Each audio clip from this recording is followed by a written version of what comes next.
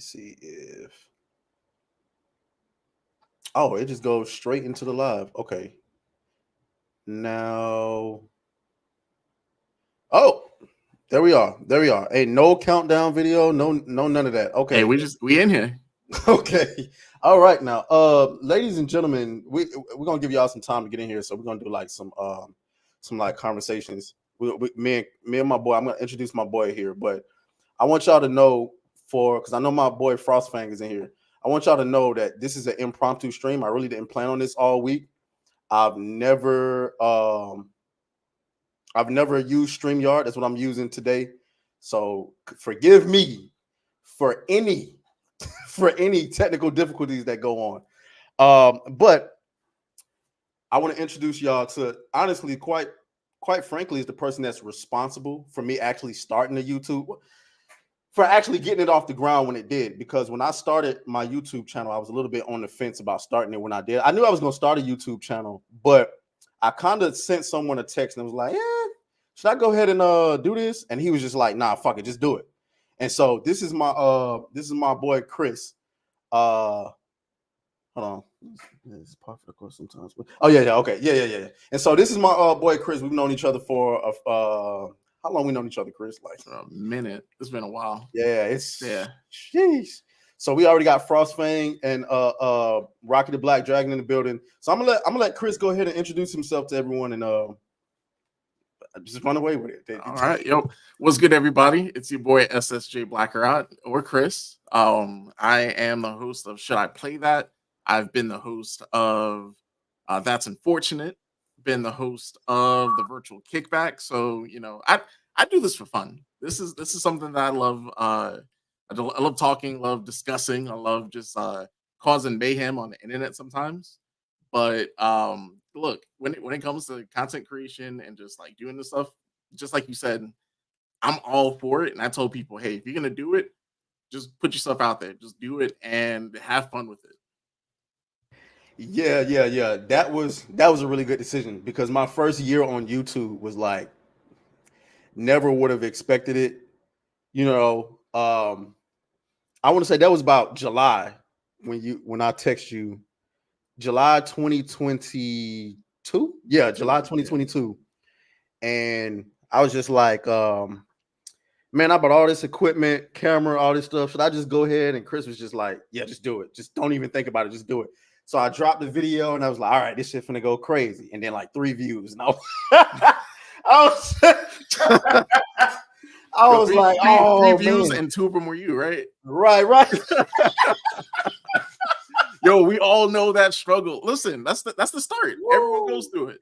And it's funny because I immediately thought about the times where I've made fun of rappers for performing in front of like 3 people at the club. And it's like, damn. And but you know what? Like you said, you got to start somewhere. So I never would have thought that I would have got to 6K by I want to say by June of last year. Now, honestly, we've slowed down. I had to move. And then there was that weird month in July, I want to say in 2023, where I was shadow banned. I don't care what YouTube says. It was very evident to me that I was shadow banned because I'm not saying that any of my views go crazy or anything like that, but this was ridiculous. Like we went from averaging from like 150 to 200 to like 13. And so I was like, okay, all right. And then one day I'm streaming, right? I'm streaming and complaining. Honey will tell you, I think Honey was in the stream that day. Shout out to Honey who's in the chat. I'm streaming, and as I'm complaining to my audience, right, I'm showing them my YouTube, like the analytics and everything. I'm showing it to them, and I'm watching this video. I saw it. It was like it had like 111 views, and I was like, okay, that video got more views than it had yesterday. And so I went to the next page, and then it went up to like 240, and I said, the fuck is that about? So I ignored it again, started talking. About 30 minutes later, this same video had like 800 views. And I'm sitting there as I'm complaining about being shadow banned. I'm like, because they seeing this, people seeing this live. It's like, they're like, I thought you said you were shadow banned. And I'm like, I don't know. But the thing is, it was exactly 28 days from the moment I noticed I was shadow banned. Like it was 28. So like, So it was like a 1 month shadow ban or something. I'm thinking because after that the channel started going crazy. Like it was like I went like 20 something days and might have gained 3 follow. I know I was losing a bunch of subscribers, and then I gained like 3, and then after that videos just started going crazy. Like I was like, y'all can't convince me that y'all didn't have some type of button that y'all was hitting. So anyway, so we got a lot to talk about today. We primarily going to focus on the video game industry. I think the video game industry is burning down right now in multiple ways. It's in a funny place. It's you got Pal World going crazy. I never thought in a million years this game was going to be this goddamn big. I remember seeing, I was like, Pokemon with guns. That's funny. It'll be a fart in the wind to go away. And holy, we got that to talk about. We got to talk about this Suicide Squad game. Sheesh, man. I'm in a funny place with that game. I'm excited to talk about that one. The Suicide Squad game. Jesus, what? It was a lot of stuff on this list. Now, there are a couple of political topics. I don't even know if I'm gonna get to that because I kind of want to leave this as the reason why I wanted to do what's her name? Fannie Willis at first was because I made a video on her and people was in my comments mad as shit.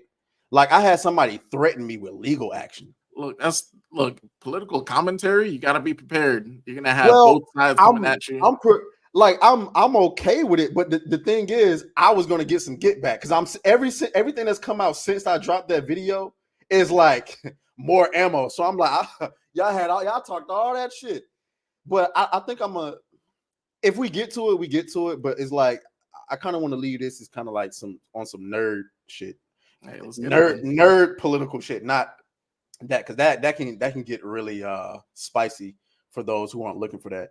Frostfan says, honestly, let's keep the drama to the video games. Too much politics these days. There you go. Shout out to Frostfan for saying that. Okay, so give me a moment, guys. I think what have you been playing lately, Chris? Oh man, so I've actually finished 2 games this year, and that's amazing because my attention span nowadays, like if it's not pertaining to work or personal life or this, that, and the third, like a game really has to like sink its teeth into me for me to actually like play it all the way through. So I've finished 2. First game that I finished is Turnip Boy Robs a Bank, a game that sort of came out of nowhere for me. I wasn't really expecting on even playing it, but it's and I'm gonna talk about Game Pass a lot today. If you don't know what Game Pass is, it's Microsoft's game subscription service that, for a monthly fee, you have this. It's the Netflix of video games. You have all these games to play. And this is a game that I've sort of seen. I've seen this is the second game in the franchise. The other game is sort of played differently. Turnip Boy Robs a Bank is essentially a what do you call those? It's sort of like Hades, where it's like a roguelite, where every time you start a level, you're sort of going through it. And this game, what's unique about it is you're robbing a bank. You have like a timer. So while you're going through the level, like shaking like these vegetables in the air and like literally robbing them, taking the money out their pockets, you're trying to break into a bank. And once that timer runs out, that's when the feds show up. And they come through. There's like a horde of them. And essentially, you're trying to get back out of the bank, take the money, use that money to then upgrade. And it's just a cycle at that point. Very quick game. I think you could really finish it in about 3 to 4 hours. Super simple. And then the second game that I finished was Prince of Persia, the latest one. Was it the Lost Crown? I think that's the title. But and once again, another game that sort of came out of nowhere, wasn't really on my radar, wasn't really planning on playing it. But when you look at where the gaming industry is now, you sort of said this earlier, there's a lot going on. Right before this game came out, there was a Ubisoft VP or whatever, pretty much in an article saying, hey, Physical media is dead. It's all about gaming subscriptions, which I feel like the way I consume media, the way most people consume media, having a subscription where you could just, oh, cool, there's a new game out, play it, and like it's simple. You're removing a lot of things. You're removing you having to go to a store. You're removing having to like put out extra money, and for me, that just works for me. So instead of buying the game, went through Ubisoft's subscription service and had a blast. It's a side-scrolling Metroidvania, um, meaning like you're beginning the game, you're starting through getting the story. They'll take you to a place, and then you realize, damn, I can't reach something, so you'll go to another place, unlock like a new ability, and like just rinse and repeat going through the story. And what I liked about this game is that um like graphically super simple since it's a side scroller, but when it comes to like the cutscenes and like them giving you the story, it really delivered on like some like anime shit. Like it's like very stylish. The combat is also like it's punchy. Like I felt like think like a side scrolling like Devil May Cry. Like you can really link together combos, and then once you start getting new abilities, you use those abilities to then extend your combos. And once again, I'm used to sort of playing up until like a certain point of a game and then just dropping it because like something else would come out. But these two games, like they've on top of like other games I've been playing here and there, like those two are the ones that really like got me in to sit down and finish them. Yeah, we're gonna get into those the physical media debate. I gotta say, me personally, it doesn't work for me because like all my PlayStation games are physical. Like I don't like I don't while my Xbox is my primary platform, uh PlayStation games, I want the option to trade the motherfuckers back in if I don't want them. Like Yeah. right now, I'm sitting on Final Fantasy. What is that? 16? 16? Yeah. That game, I don't care what none of y'all say. Hypnotic, screw you, dude. That game is ass. I don't care what nobody says. I don't care what I'm gonna give it another chance, dude. But like I bought that and I was excited because I ain't gonna say not because everybody was talking about it. It looked cool. And I've been playing it, and it's like outside of the boss battles, I'm like, dude, what am I doing? Like, we've been talking for 20 minutes. It's nonstop. I feel like most of that game is honestly cutscene. All right. My boy Devil Out Elvis is in the building. He says, aTraes, I don't know what you're talking about. Blackerot don't look that much like Theo Huxtable. That's the first one. That's a good one. Shout out to Hey man. Hey Elvis, you be wilding on Twitter, dude. Like 3 a.m, I woke up, I saw some shit this morning that threw me to the moon. But yeah, though. So we're gonna get to like I said before, the video game industry. I don't know if it's burning, it's just wild to look at. I don't know where I want to start here. How do I share my screen on here? Frostfang. I know you know. How do I do that? Is it present? Is that it? Oh, okay. Let me see.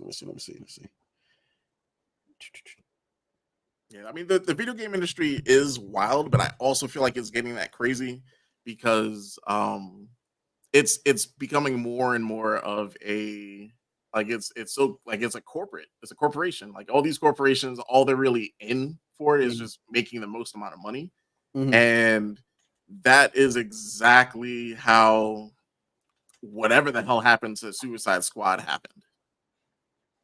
Like now, that's where they're in a rock and a hard place too. Because so one thing y'all gotta understand is I don't believe and oh shout out to Cellulite, my boy.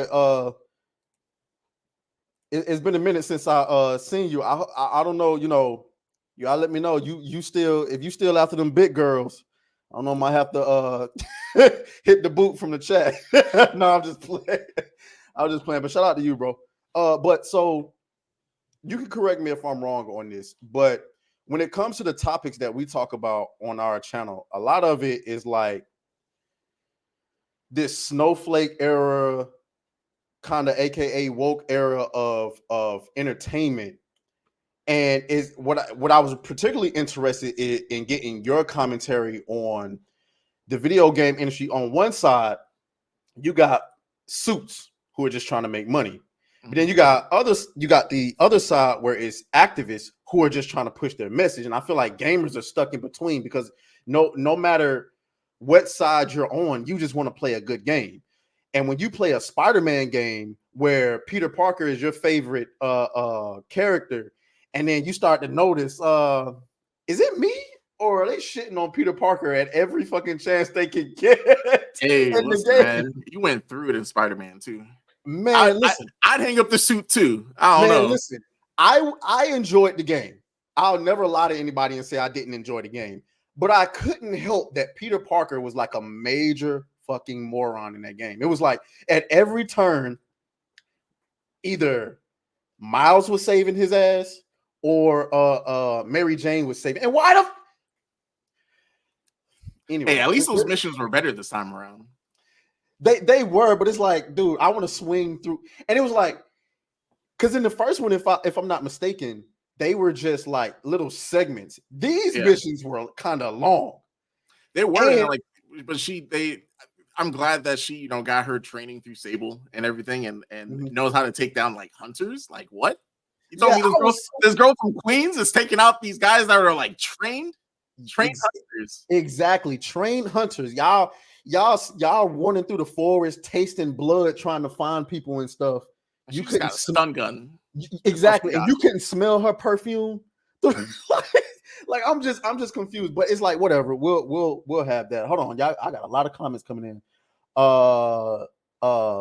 Devil Dot would say he had 3 million impressions in 10 days. The hell you got going on?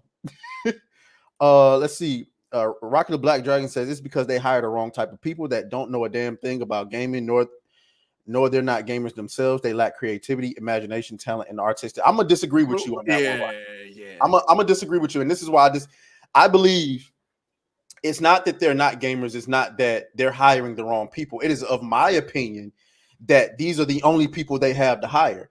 I do not believe that people who have traditional mindsets are out going to school to create video games. That's just my personal opinion. I could be wrong. Like, I don't see people who, like, one of the big, and we're going to get into this with Stellar Blade. I don't believe that there are people who are like looking for traditional women in video games out trying to, how can I put this? Because I don't want to mess the wording of this up. The people who are in video games right now are the people who want to be inclusive, the inclusive audience, the diversity, equity, inclusion people. The people who are not are probably the suits, right? Who just want to make money, and people who probably don't care about video games, like your Andrew Tate types. Like Andrew Tate ain't playing on video games, or like or traditionalists like your Matt Walsh types out there. He ain't playing no video games. The people with traditional mindsets who want to see, I guess, what you would consider masculine characters in video games, or like we just saw Indiana Jones. For modern audiences, I was like, no. Like I just want another Uncharted. I don't care about Indy. I've never played Uncharted. What? I've never played it. Hey, well, that's your homework. You gotta play some Uncharted. Stream that. It's been a minute since I streamed a game. It's been a minute. I got a gaming channel. Ever since I started working, y'all, I've been lacking. So I'm gonna tell them just like what I told you backstage. Working 80 hours a week and trying to do this has been killing my YouTube channel. Honestly, last year I have not in 2020 the growth that I experienced in the first 8 to 9 months of my YouTube channel towers over the growth over the last 5 months because I just haven't been able to do it. Let's see. Frostfang says also Spider-Man never did anything bad except mildly yell or be snidey. Yeah, snidey. MJ.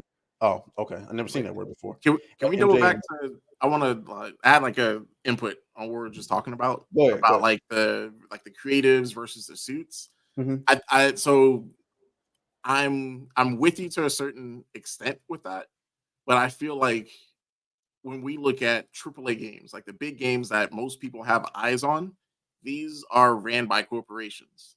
So you have these corporations who are looking at what's going to bring in the most money, what's gonna like what's sort of like trending at the moment. So you have like all of these like moving pieces that at, I think at this point it's sort of like what's happening with like Marvel right now in the multiverse.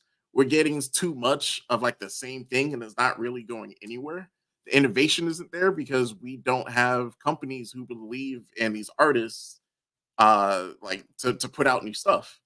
And when we get AAA like new IPs, I think that I don't know, like I feel like they try to take uh let's take Fortnite for example, or Call of Duty, like these IPs that have been proven to make money. Let's copy that and like put that with our own thing. It we if the market gets too oversaturated, then it's not really going to make any money. Like people are going to call you out on it. Um, Once again, we're looking at Suicide Squad this episode. You're gonna get something that just has too much in the pot, and like nothing's like really like I hear like the gameplay is okay, but that's sort of like where it falls apart. Like I hear like the traversal and like the hand to hand, like the in the moment stuff is cool, but like that's where it falls apart. That's interesting because when I seen the gameplay reveal last year before they delayed it, I was like, no. I was like, Yeah. no. But okay, so going back to what you were saying about the suits, I think because there's like this big argument. We all know about the culture war and all that. There's like this big argument. You got people who are telling the industries to just shut the fuck up and make good games and make money. Focus on making money, which is kind of counter to the problem that we had 10 years ago where the companies were just trying to make money with live service games. But now you got games where they're trying to push messages, and now like they're trying to be creative and put what they want in it. So to be fair, the companies are giving some developers the room to be creative and tell the story that they want to tell, which is how you get a fucking Suicide Squad game where Harley Quinn is putting a bullet in Batman at the end after giving him like this therapy message about how he causes mental abuse, where he goes around and physically abuses people. We're gonna get to that. But I believe we're stuck between a rock and a hard place. This is why I say the video game industry. I don't know if it's fucked because it's fucked in a way. I think it's fucked in a way where it's not like it's not going to make any money. I think the video games industry is fucked in a way where gamers are just not going to get what they want. One, because we complain about live service games and we still participate in live service games. We complain that we don't get enough single player games, and then they come out. I mean, somebody put a statistic out that Spider-Man 2 sold like how many copies? It was like 1 or 2, 3 million copies or something like that in the first week.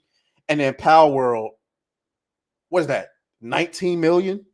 I mean, different rollouts though. You have Spider-Man that's on one console. Fair. You have like the ease of being able to play Power World. You just Fair. Game Pass. You just download Fair. it that way. Then you have the controversy of Pokemon with guns. I think the internet took it. They took it and ran with it, and it blew up online. So speaking of Power, oh god, we got to talk about Power World. I don't know how many of y'all in the comments are playing Power World. I ain't gonna lie, I haven't even scratched the surface on what because I've seen. I'm in the tutorial. Yeah, I just got out of it, but like, because survival games are not my thing. I like some, but they're not really my thing. Where you got to go around, you got to craft stuff, you got to build the fort and all this stuff. But then, like every time I give it a break, I see somebody else do something crazy. I'm like, what the fuck is that he's riding? And that's what's leading to like this fire of popularity of this game. Is like you're on TikTok, you're on like all these social media sites, and like it's just feeding into the algorithm. It's a very clippable game. So I'm gonna share my screen, y'all. This game. Which one's the Pokemon? Which one's the PAL?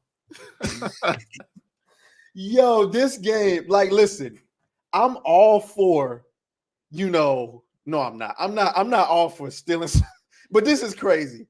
Like, I like the game, but come on, man. It's like, hey, let me copy your homework. All right, don't make it too obvious. This is crazy. This So, is all right. obviously Vulpix. So here's my pushback with this is that I feel like anytime there's a big monster collection game, that you're always going to compare it to Pokemon. That's the biggest franchise in this genre. You're always going to compare these games to it. So of course there will be similarities. Like you look at there's Digimon. Digimon was supposed to be a Pokemon killer. Yokai Watch was supposed to be a Pokemon killer. So like these things, they come and go. I think a couple years ago, Temtem was a monster collection game, which was wait, what? What the? I didn't. Damn, that's bad. Yes. They didn't even try. Like, one of the shout out to Alana Pierce. Alana Pierce is one of my favorite gaming people. I really like her. She talked about how there's like, it's scary because we can't tell the difference of whether or not AI was being used to generate anything. But like, you cannot tell me that these motherfuckers didn't just put stuff in this AI algorithm and come out with something new and said, alter it a little bit and then let's go ahead and use it. Yeah. But let's be honest though. I think this is the perfect situation. God damn, what the fuck? That looks that could be like a hey, you couldn't tell me that that's like not like an evolution or something like that, or like there was like regional variants. Come on, man. Dang, that's crazy. Oh man. But oh my god. I lost my train of thought with that. That's wild. You're right about that, Frostfang. They're definitely, because I didn't realize I never played Dragon Quest. So when people start pulling up pictures of like Dragon Quest monsters and then comparing them to Pokemon, I guess Dragon Quest came out before Pokemon, I suppose. Yep. And so I started seeing that and I was like, okay, well, I mean, if Pokemon out here stealing, who am I to judge? Look, but okay, this is where I was going with this. All right, so I think at the end of the day, this is perfect because if this game puts enough pressure on Pokemon, let's be real, the last couple of Pokemon games have been like incremental upgrades in the series. Like nothing. Like when you hear your Scarlet and Shield, or what was it, Sword and Shield, was supposed to be like the first like home console Pokemon game. I was expecting to see like a little bit more, something more than what we got. So if this game could get Pokemon to sort of ramp it up and put out like something better, then hey, like I'm all for competition. Yeah, I mean, I couldn't have said it better. When Sword and Shield first came out, I had really high expectations, and I got what is the most recent one that came out? I whatever it is, I got it. Yeah, Scarlet and Violet. Scarlet and Violet. I ain't played them. I ain't played it. I never even got to like what's the Tusk like evolution. Oh wait, no, so you even finished the game. I got the 8 badges. And I defeated the Elite Four. But do a good bit. Like I heard there was DLCs and there's new, but I just like the game. Now I will admit, flying that Pokemon, the little bike looking Pokemon around, that was kind of dope. But like the game, the frame rate, the graphics, it doesn't make sense that we're getting this type of game on. Like, I mean, granted, it's a Switch and it's like outdated hardware, but there are games coming out on the Switch that run very well. Man, look at this bullshit. Look at this bullshit. That's Electabuzz' cousin. Yo, man. Like, come on, man. First of all, for the record, guys, like I said, I'm in the beginning of the game. Like, I'm just after the tutorial. I have not seen any of these. Anything new I see in the game, I run straight at it and try to catch it. Yeah. Like, I just got finished building my fort up to like where it's actually respectable because I was getting raided like every other day. But I've never seen any of these. I feel like it's all the stuff is like very inspired, but like when it when it comes down to it, like it sounds like people are actually having fun with this game. Yes. So that's Now, another the good thing. point, is that this is an early access, and this is another reason why I'm not like too excited about this game or like really putting in a lot of time, because one, it's Mhm. an early access, so there's gonna be like bugs, there's gonna be like things that they're gonna add into the game that will make it better. I'd rather just wait till like it's at a really good point to play it. But here's the thing: this is an early access game, and it's giving Pokemon a run for its money. And that's the thing. And what? Oh hell. It's like a fusion. Have you ever been on those websites where like you like fuse Pokemon? Like that's basically what they used and went with it. And they ain't came out and said nothing. They just sitting back like, hopefully they don't figure this shit out. But like going back to what you said about being in early, I think the gameplay is addictive a little bit. Because now I don't know if I'm necessarily looking forward to playing it every day, but when I'm playing it, I'm like, let me play it for like. So this is what I was doing. I play a lot of Apex, right? And sometimes when I play Apex, a lot of times I'm playing solo, and my teammates will piss me off, and I might rage quit a little bit. I ain't gonna lie. And so what I do is I rage quit and go to another game. And sometimes I will go to Power World. I'm like, let me play this for 5 minutes and then go back to Apex. But then I'll be like, it'll go from let me play this for like 5 or 10 minutes, and then before I know it, I've been in an hour. You know what I'm saying? Trying to. I haven't been able to get sucked in like that. All I've done was like I've been punching sheep in the face. Like that's all I've been doing, is just running up to sheep and chickens. And then the game gives you no direction. They're like, all right, you're in this island. You have to like craft the pal spheres? I almost said Pokeball. Mm-hmm. Pal spheres. Mm-hmm. And it's a lot of like gathering resources, and I don't know. That's the part that normally I don't like. I don't like doing stuff like that. But it's like I don't know how to describe it. It's like the progressiveness of it, because it's like, so I'll give you an example. They wanted me to create a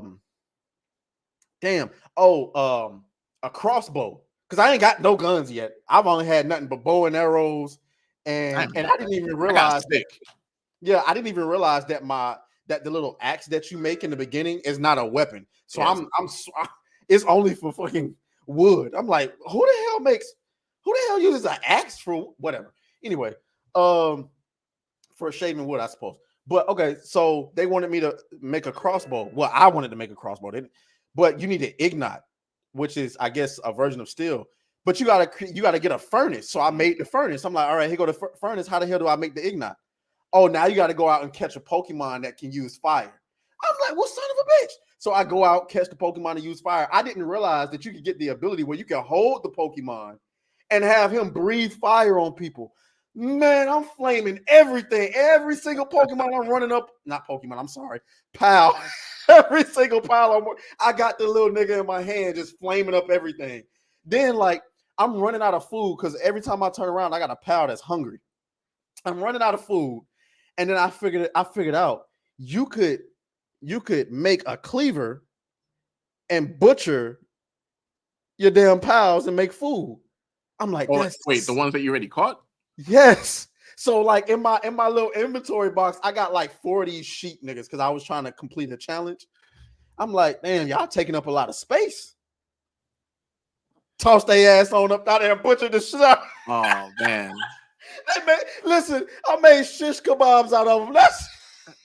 I've seen some like crazy things on social media about this game, like how you can catch trainers or like the humans, right? Yeah, I caught one. I thought that was hilarious. I thought, because here's the fucked up part. I ran into the little base with the with the guys with the guns. They got guns. I got a fucking bow and arrow. What the fuck I'm gonna do? So I'm getting lit up, and I think I panicked and just threw a sphere and caught one. I was like, so anyway, but I think the reason why I enjoyed it is because I do think this is what Pokemon was supposed to be. At least the new versions of Pokemon, it's exactly what Pokemon was supposed to be. And I mean, no, I'm not saying I should be able to shoot machine guns and rocket launchers at Pokemon, but I'm just saying, give me something. The game is more open, so I think that's what gives you gives like the player that feeling of like just power and like being able to sort of like have that discoverable moment where you're like, wait a minute, like this guy could shoot fire. Can I pick him up and shoot like and use him as a gun? So like stuff like that. It's you would want to see stuff like that in Pokemon games, but whether or not like Game Freak allows them to deviate that much from their formula, that's I think that's where the issue is. Yeah, like this is just flat out thievery. Come on, man. I don't know. Yeah, I really had to look. I was like, that's the same thing. That's the same thing, dude. They didn't change the colors and nothing. Nothing. I can let you get away with that. Wait, is that an actual Eevee in Pokemon? See, that's how you know I ain't been keeping up. Is that an actual Eevee in Pokemon? So, Gigantamax. I hate that. I hate that mechanic. Why didn't they keep the Mega mechanic? Yeah, Mega was fire. That shit was fire. At least they changed the color there. I was just about to say, at least they changed the color on this one. Wait. Oh, okay. They comparing it to. So I always talk about what the fuck Arcanine is that? Oh, that's the Hisuian. Or goddamn, I know too much about Pokemon. God shit, it's Hisuian Arcanine from Pokemon Legends. Yo, how does that even compare to this? I don't see the. Yeah, I don't. One. Obviously, that's obvious. Come on, dude. They didn't even change the face. They just changed the colors and said, "There you go." Like, come on, man. So, how many hours have you put into Power World? Maybe 25. That's a decent chunk. And it's still and just literally, I put in 25 and barely got out of the tutorial. Yeah, I don't think I could commit to a game like that. Yeah, it's not something that I could see myself like sitting and like playing for. But I tell you what I do. My job allows me, as in AKA I do it and they just don't know, but it allows me that freedom. I take my Xbox to work all the time and I just so I play it. Now, I always talk about, I always got to get, anytime I talk about Pokemon, I always got to give my confession on who my favorite Pokemon is. So for those of you in the comments who have been here, you already know so can y'all tell me who my favorite Pokemon is? I don't know if you, I don't know if you know, you probably don't, but it's you might look at me strange if you knew. But I just gotta say it because I don't care. It's my favorite Pokemon. I don't care. Was it people just don't have to, huh? Was it Lopunny? You know what that is? Okay, good. But then again, I stopped after about Pokemon number 500. I stopped keeping up with names. I can recognize them by appearance, but yeah, this is actually Dragoo. I actually know that name. I actually like that. I thought that was pretty dope. This is also one of my favorites. Every variant of Ralts is one of my favorites. Yeah, okay. This is bad. I feel like it's not even like clever, like copying anymore. Frostbane said he stopped after the 3rd generation. Oh, come on, man. What? They didn't even try. Yeah, wow. And then I think over the last week, Nintendo, they put out like a press release about how like they're investigating reports of what people. I don't think they're gonna. They have nothing to stand on. Yeah, they have nothing to stand on. So I mean, this is really in Power World's court. They've already like put out like a guide map of like what they're gonna do in the next couple of months. So PlayStation is gonna get a version. They're adding what did I read? I mean, they're actually like adding things and like improving on the game. So I mean, that's good for this. They just have to like stick to it because from what I hear, the developers like they're known for this. They're known for sort of taking. Yeah. I heard this ain't the first game. Yeah, this ain't his first.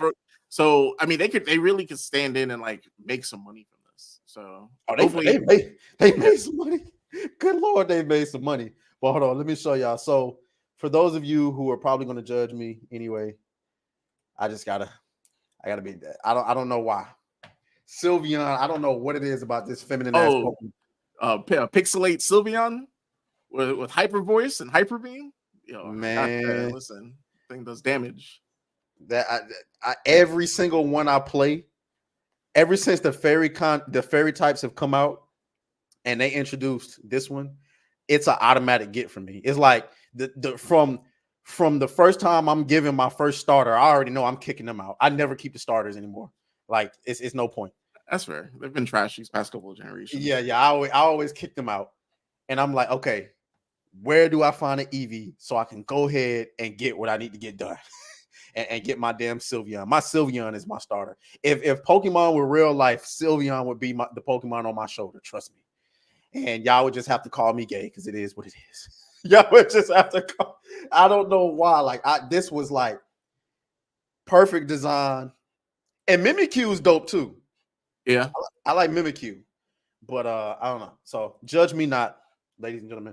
Hold on, keep them company. I gotta use the restroom really quick. I'll be right back, y'all. Yes, I'm putting the pressure on you. My bad. Oh, shoot. All right. So, all right. Let's look through these comments. Then I don't think I can put them on the screen. All right. So we got some game journals mad about some pals who are attracted to humans and want to perform snoo parts that look like big boobas. What?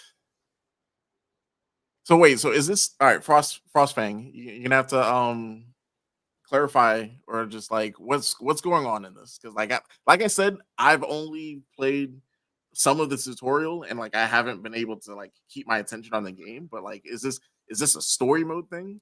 Is this something that like people just automatically made like a rule 34? But you gotta hit us back up with some of that.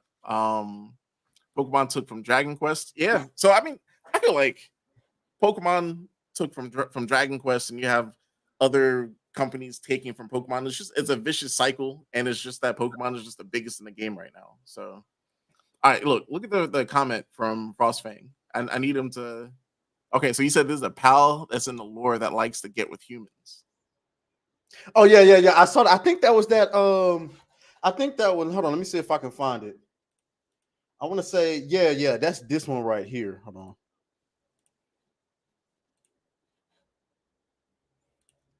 I mean, Pokemon has also had like dark lore. That's this one.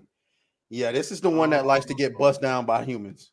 So it's not like in the Pokedex or the Pal Dex? It's in the actual game. Like they say in the game, this pal, I'm sorry, not Pokemon. Not this pal likes to get bust down by humans. Seeking a night of love, it's always chasing someone. At first, it only showed interest in pal, but in recent years, even humans have become targets of its debauchery. That's wild. That's crazy. Like, man. I think they knew what they were sort of getting themselves into when they were releasing this game. So that like stuff like this, I'm like, this has to be so that people could talk about it online. Man, and it worked. It damn sure worked, because I'm like, excuse me? That's bestiality. Last I checked. I mean, you got Peter commenting on it. I don't even know why. Like, you came out to say you don't agree with butchering animals. Okay, we still finna butcher them. Like, not in real life. Not in real life. Goddamn. But yeah though. Yeah.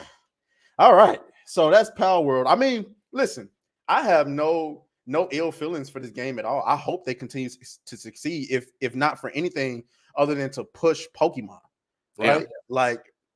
Like, and I was one of those people that was stuck in between that whole war about. I remember when there was that argument about not including the entire Pokédex in Sword and Shield, where it's like it's the first Pokemon game coming to a mainline console. Why would you not have the entire Pokédex? Well, duh, because they want to sell the rest of it to you later. Yeah, exactly. and that's exactly what they've done. And like Alana Pierce says, we're part of the problem because we eat it up. We buy it. And to be fair, they got to make money. And so, it is what it is. I mean, Pokemon is the biggest IP on the planet. So, yeah. I mean, it appeals to everyone. And I'm not gonna sit here. I would never sit here and lie to y'all and then say, yeah, I'm boycotting Pokemon because it ain't happening. They would have to come out and do something it would have to be Disney levels of bad for me to come out and boycott. I'm talking about like grooming kids and all type of stuff. It would have to be that level of bad for me to be like, yeah, I'm not playing Pokemon. Like, yeah, it's not happening, dog. I'm sorry. I grew up off of Pokemon. I was in church when they were saying Pokemon is the devil as I was playing Pokemon in the church. We all were in the back pew. Right. Trying to find somebody batteries to steal. Yep. Like, just stop playing. All right, let's move on, y'all. Damn, should we go into this Suicide Squad thing, man? So have you played Suicide Squad? I'm not going to play Suicide Squad. I'm good. I knew from the moment they revealed that gameplay, I wasn't playing that. Yeah. I will not be duped again, ladies and gentlemen. I will not be duped again into playing some more live service nonsense. I say this all the time because I don't want y'all to think like I think I'm on some high horse or anything like that. You're talking to a guy who spent 300 hours playing Anthem. Okay, I did. Well, you did what? No. We ain't gonna slide by that.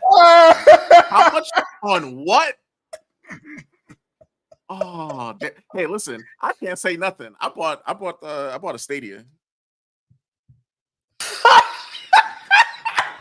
I was day one. I remember. I was day one. I was proud of it. I screenshot it. I was like, got mine. Nah, they got me. Dude, I remember you saying that. I remember you was telling me you were going to get it. And wow. But yeah, I spent the Anthem. Yeah, let's get back on that. What? I did. I pre-ordered it. I did. Deluxe edition. I did. Did it come with a statue or something? No, it came. No. What did I say? Deluxe, digital deluxe edition. It was $80. Okay. Digital deluxe. You know what I'm saying? I don't think I don't have to think. I know I have never ordered like a collector's edition or anything like that. I might start doing that because it's like,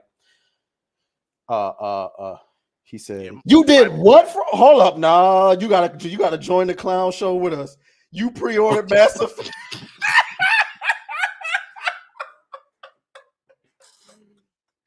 Yo, that shit was a nightmare when it came out. You know what? To be fair, if you were coming off of a Mass Effect 3 high, like I get it. Fair enough. I mean, yeah. I think two is the strongest. I played the Mass Effect remaster, so I was never in. I remember before the remasters came out, I remember saying I don't get the Mass Effect hype. Then the remasters came out, and now like I'm begging for another Mass Effect. I'm begging for another Mass Effect game, dude. Like, 1 and 2. First of all, I'm one of those people. It's hard for me to go back and play old games. It's just hard. It's just not the same. I tried to go back and play Knights of the Old Republic. I couldn't do it. Sorry. It just doesn't hold up for me. So for me to be able to go back and play Mass Effect, and granted, yeah, it was remastered, probably better frame rate, you know, obviously not updated graphics, but like, you know, the shaders and all that stuff. Serviceable. The story was so magnificent with that game, and the options and the people that I didn't want to die, but they died because I was stupid. And the sex scene at Miranda, shout out to Miranda. But the fact that they took it out of Mass Effect, see, that's what has me in fear for whatever Mass Effect game they're coming up with next. Because the romances, I wanted to sleep with the alien girl so bad it ended up being Miranda, but I really wanted to. I really wanted to go back and replay it just so I can do that. But like that game was amazing. That game was amazing. I ain't gonna lie. So I lament the fact that I missed out on it for all those years, but who cares? Because I experienced it now. But Mass Effect Andromeda was a nightmare, guys. I'm sorry. So a little. I mean, all that to say, we've all been duped into like jumping into video games. Mm-hmm. Yeah. So my thing with Suicide Squad is that after like the abomination of Gotham Knights, when once that gameplay trailer came out, it was clear like what they were trying to do, and I'm just not into live service games anymore. Like I got burnt out in Destiny, like it had me in a chokehold for a couple of years, And since then, like, it's just I don't want to go through that anymore. Like that doesn't like I don't have like an appeal to play those type of games anymore. Mm-hmm. So when you take that type of game that sort of forces you to like sort of go day in and day out, play the same game over and over again, I feel like the game has to be very fun and very like refreshing for me to do that. And a lot of these games are just I don't know, they're just bad. Yeah, yeah. I'm sorry, I just had to show. This is just flat out egregious. This is just flat out egregious. I'm sorry, I hate to go back to that, but I just saw that. I was like, whoa, what the fuck? But okay, so yeah, so I agree with you. Let me see. File. Looking for where is it? Where is it? Let me stop sharing. I agree with you. So right now, as far as live service games, I mean, obviously Apex is live service, but I don't really count that because it's like one of those competitive games where the sale of it is the gameplay loop of winning. I play a lot of Apex, so I'm playing Diablo 4. Okay. Now, first time through. Now, I've never played Diablo before 4. Okay. I've gotten to the stage in gaming where y'all know me. We always talk about the Negro Casual Collection, where niggas just play Grand Theft Auto, Madden, 2K, and yeah. And while I've never been that egregious, it was always like Call of Duty,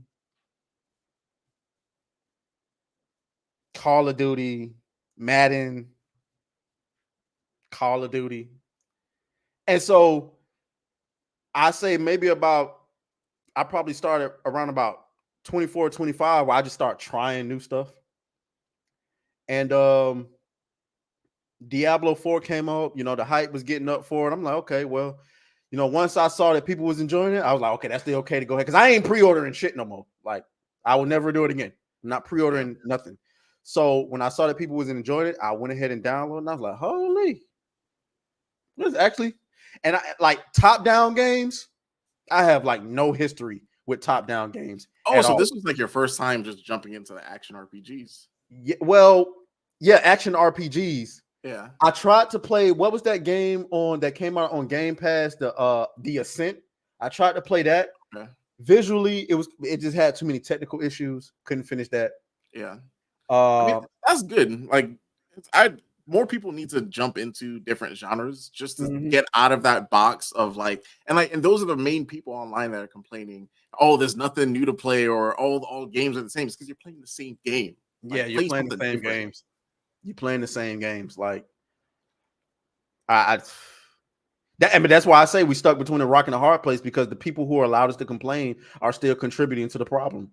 So, indie games, like once I made the jump to like going after and playing more indie games maybe about like 10 15 years ago, and since then like gaming has been amazing. Like the past couple of like game of the years for me have been indie games, and the reason why is because these are developers that is just a smaller team, there's less hands in the pot, and they have more creative control. So like they won't have like the AAA budget to have like the graphics looking great, but they compensate that by having either dope some story. of them don't even need. Hades is like a game of the generation for me. Yes, Hades was crazy. I spent so much time playing Hades, mad as shit, dying, getting sent to the beginning, like mad as hell. And it's not really too much to the game. It ain't like a bunch of different levels or nothing. It's just, but they're able to still deliver a story, still deliver just like you sort of like you're able to like, I don't want to say like care about what was going on with the characters, but like I don't know, I felt like I was more invested than I am in games like that than like these like AAA games.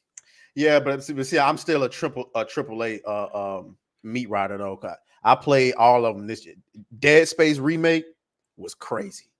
The fact that it didn't get nominated for an award is a crime to me, because the only other Dead Space game I had played was Dead Space 3. So this was actually when me and Darius was friends. It was after high school. We had a choice. You didn't even play 2. Nope, never played 2. That's peak right there. So it gets better. Well, hopefully they remake it. I doubt it though, because I don't think the sales for Dead Space did good enough. But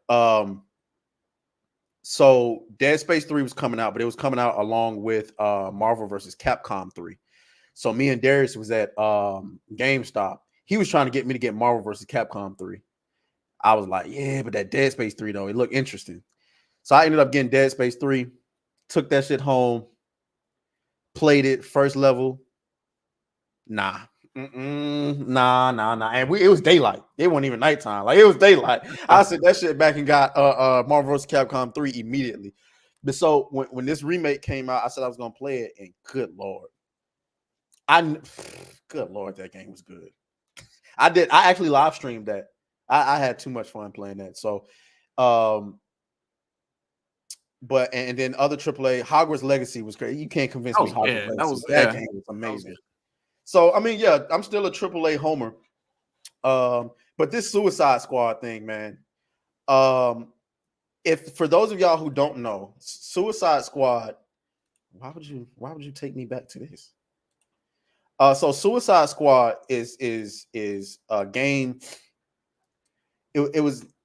So what I think happened, well, we'll talk about what I think happened, but basically it's come out. I don't even think the reviews are out for it yet. If they are out, they came out either today or yesterday. That's how bad. That's like, it's bad when they got to hold back the reviews. And so I'm going to share my screen. Stop showing me this message, man. It's interesting sort of seeing like the discourse. Like, but at least with this game, I feel like it's the you hear people online, but then also like IGN and all these other places like also saying, yeah, IGN salty as hell. Yeah. They salty as fuck. They didn't get them review copies. They actually started running propaganda against them. I couldn't believe it. Which shows you that's a whole nother conversation. We'll get to that, but it shows you how quickly they will use their platform against you if you cross them the wrong way. Oh yeah. So but what guys, what I hope that y'all can hear this. You know, Joker used to be real good at hurting people with words. But you, boop. Even when you're evil, you're still too good. You had a good run, Brucey. Flying around Gotham, punching bad guys, clean up the street. Wait, Frostfang, you said you can't hear? I knew it. That's why I said, hold on. Uh-oh. Hold on. I hear it. I know we can hear it. Speaker echo cancellation must be on. Yeah, he said he can't. He can't. My bad. The reading is fundamental. Causing long-term mental and emotional damage to everyone you knew. It's our turn now. After all we've been through. Oh, bet you didn't think it'd be me at the end, huh, Vince? Are we done with your bad stand-up routine? Almost. But you always gotta end on your best joke.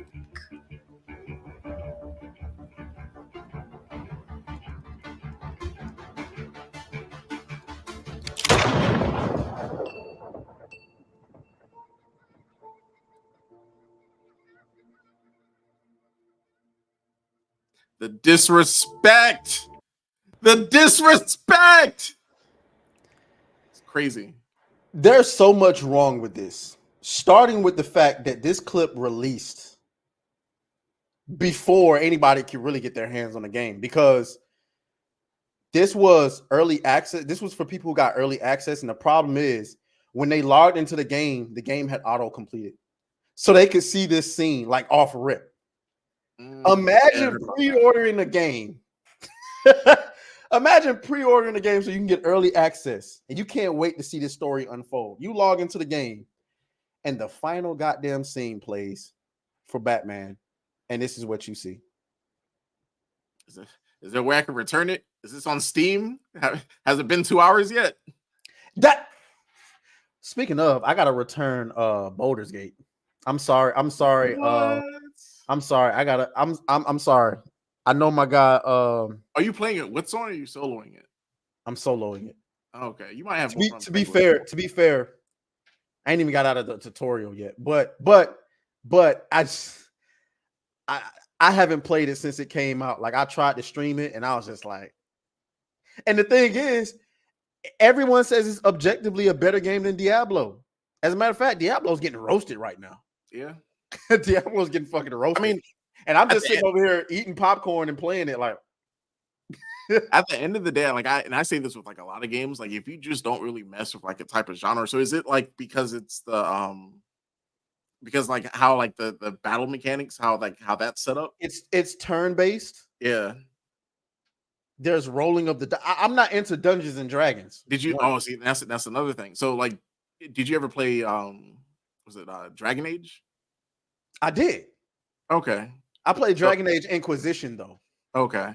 So I don't know if there's a difference. Dragon Age Inquisition is my shit. So I feel like this game really took off, or Baldur's Gate 3 really took off because of, I think once you give like the internet the ability to sort of like do your own thing, create your own mayhem, like that's what really sells games to people. Mm-hmm. So that's what really like got people behind that game. But like if you're really not into D&D or turn-based stuff, then yeah, you're not gonna like it. And but see, Dragon Age Inquisition, it's turn-based, but not really. It's like you direct your companions to go and fight and do certain things. You can do that, but you can control them yourself, right? Like I know you can switch from character to character. You can really go up. I wouldn't necessarily call it hack and slash because it's like the same, like No, the Baldur's Gate is more of like a strategy game. Yeah, and so there's that, and then they started rolling the dice, and I'm like, huh. And then I think also, I don't think that my PC can really handle it visually. My PC is not like a real powerful, like it was like $1,000, like, you know what I'm saying? Yeah. And so I was seeing some frame rate drops. It's kind of choppy. Yeah, that could pull you out the experience. Yeah, so I was just like, this ain't really for me. So yeah, I mean, I'm probably going, and I think Steam, they say Steam, you can do a return based on how many hours you played the game. I might have played that game for 30 or 40 minutes. Oh yeah, get that refund.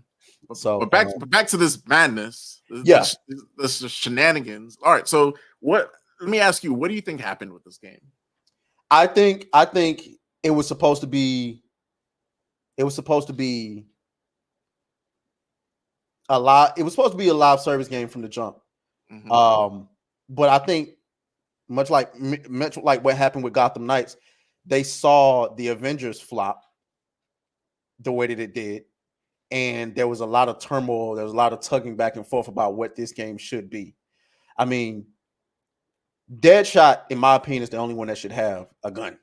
Harley could have a gun, of course, but King Shark and Boomerang, like whose choice of character was that? Like, I mean, do people actually like Boomerang? So I feel like it's not really the characters, but it's like the systems implemented in the game when you're playing as these characters. So like you said, this game was made to be a live service game, and most live service games are gonna, like, they're shooters. Like I would have loved to see more of like hand-to-hand in this game, hand-to-hand combat. I mean, this is Rocksteady. Let's start this off with this. This is Rocksteady, the same people that made Arkham City, Arkham. Well, I don't want to talk about Arkham Knight, Arkham City, Arkham Asylum. Let's talk about. Hey, no Arkham Knight disrespect. I was one of the people that enjoyed Arkham Knight thoroughly, so I don't know why it got all that hate.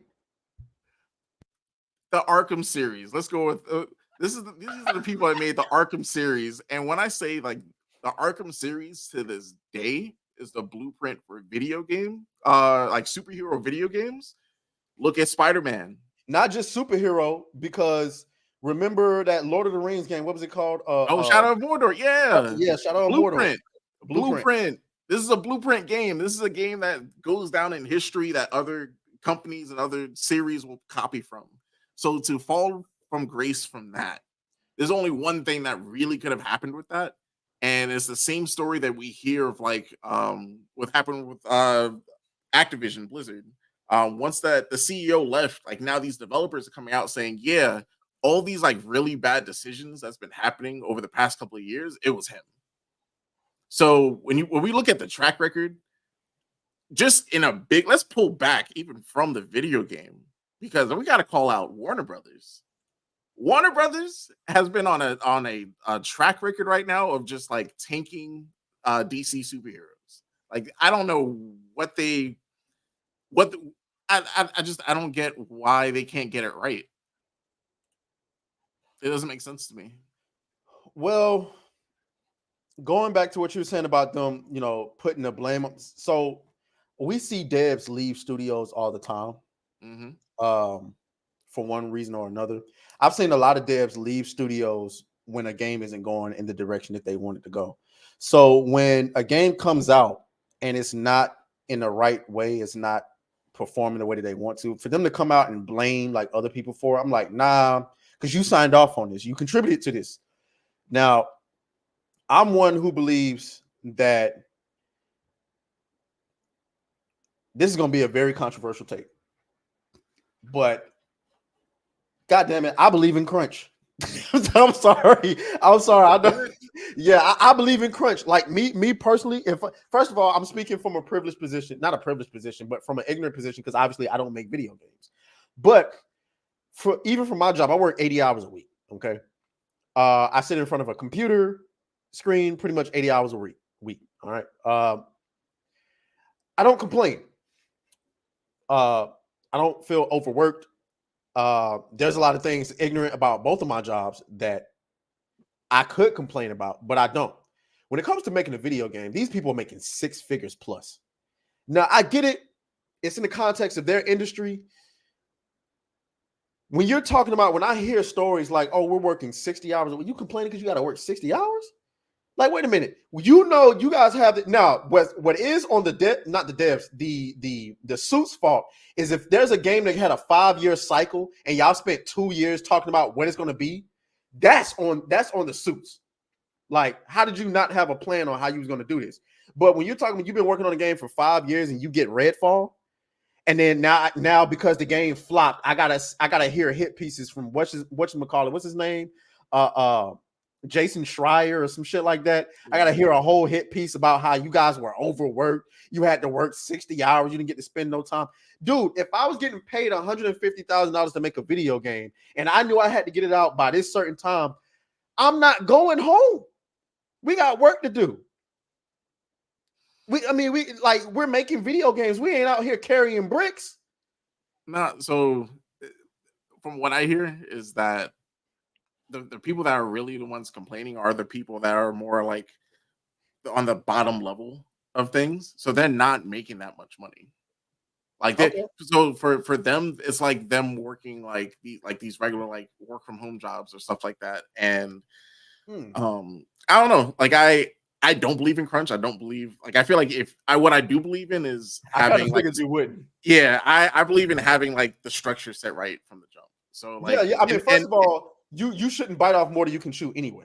Exactly. So I mean, if you got 50 devs, the hell we trying to make a $200 million game for? Let's focus on something that we can handle. But I'm also not for dicking around for 2 years about what do we even want the game to be. And then we know we said we was going to release it by this date. And so now we're telling you guys, oh, we can get it. What is that? BioWare magic. Don't do that shit. We're not doing that. We need a clear vision on what the game should be. And then we get to working on it. And, obviously I'm not into forcing anybody to do anything. You don't want to do it. Don't do it. But me personally, if I know I got a deadline to make, and I'm doing something as simple as making video game, and it's what I love. I'm assuming this is what these people love. If they don't love it, then I can see how that could be difficult. But an extra 10 hours a week, dog. Like, we got like, come on, bro. Like, we got to get this done. It just needs to be structured better. Yeah. But I mean, the gaming industry right now is like almost dumpster fire. Like, it really is. Layoffs left and right. It's tough. It's tough out there. So like that's why like when games like this come out, like I don't want to dunk too hard on like how I feel about a game, but you still have to sort of call out certain things. For me, the reason why like I'm not really jumping to play this game right now is because look at with their past track records with like I'm specifically like looking at like Gotham Knight, like it doesn't look like something that can like hold my attention. It can't. Yeah. It literally hurt me to finish that game, and I only finished it because I was streaming it. I didn't finish it. I couldn't believe how, but at the very least, now granted, I have not played this game. I have not played Suicide Squad, but at the very fucking least, I got to play as characters I wanted to play as and use abilities that I wanted to use in Gotham Knights. Suicide Squad, I don't know what it is. What is it in this game that I want to do? I'm swinging around like Spider-Man as Harley Quinn. I don't get that. That's not what I want to do with Harley. There's a lot of mixed messages that goes into like what you're doing in this game, and I think that confusion sort of like leads to like the downfall of the game. Like for me, I'm not gonna pay full price for this. I'll wait until PlayStation gives it out, or I'll wait until like it's on Game Pass or something like that. So like this is the perfect reason why we have like these streaming but these gaming subscriptions. Like it's perfect for games like this.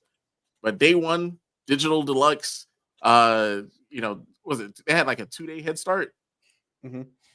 Yeah, not worth it for me. Yeah, no, I'm not doing that. Now, we talked about the disrespect of the Batman, but he isn't the only one that got disrespected. Because when I saw this, let me see if I can find it.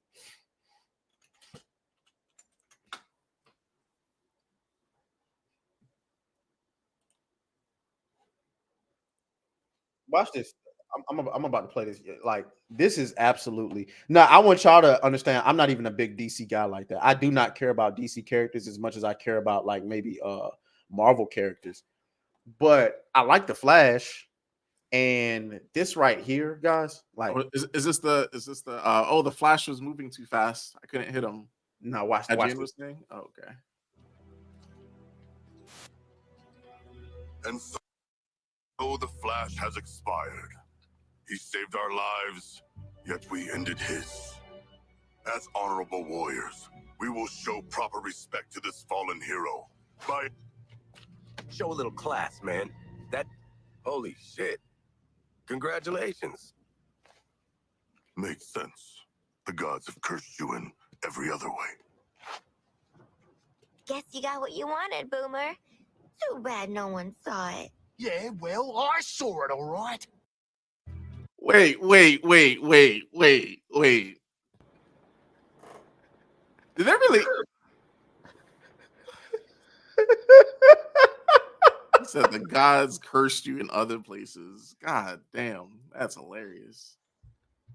But I mean, isn't that the shtick of the Suicide Squad? Like that's what they do. So that's not surprising. I can see this happening in the movies too. Okay, I mean, with these Suicide Squad movies that's come out, you can't see them doing like this is their humor. Like that's no. I get that they're villains and they're not supposed to be, but like so. The context of this being in the Arkhamverse, right? And that's what they said. They didn't have to do that, but they chose to do that. So the Batman that we know and love from the Arkham games is dead. He went out like he did, killed by Harley Quinn. Okay, fair. Then you get the Flash. So we know he's killing the Justice League. That's no problem. The game is called Kill the Justice League. How everybody gets sent off in a disrespectful way except Wonder Woman. Wonder Woman dies a hero. I'll pull up that scene. I'll pull that up really quick. Wonder Woman dies a hero. Batman gets shit on. The Flash literally gets pissed on. I could not believe that. And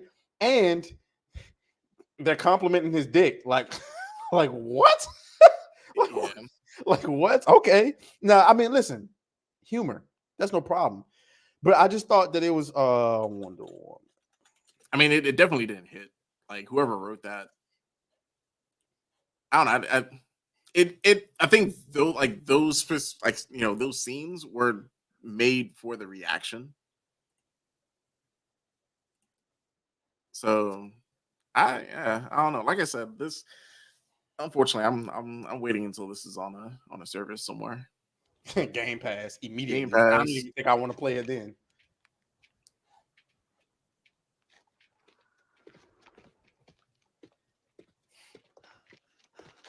We have to get inside the inner sanctum. For the record, this woman here gets cast in every fucking video game with a black woman in it, dog. Like, bro, give us somebody else. Yeah, why is it so choppy? I wonder if that's streaming.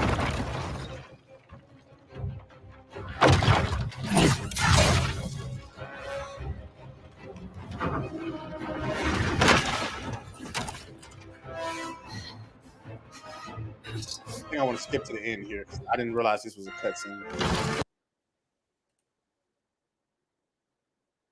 Hold on. Damn, StreamYard be struggling like that. Frostfang, what's going on with your mans? Now you gotta pay for the premium pro version. Oh hell no, I ain't doing that. I pay for too many subscriptions. Okay, so hold on, let me see. This is what happened. Oh, she tried to kill him. Okay, I see. That's Superman. He'll kick your ass. She's with us.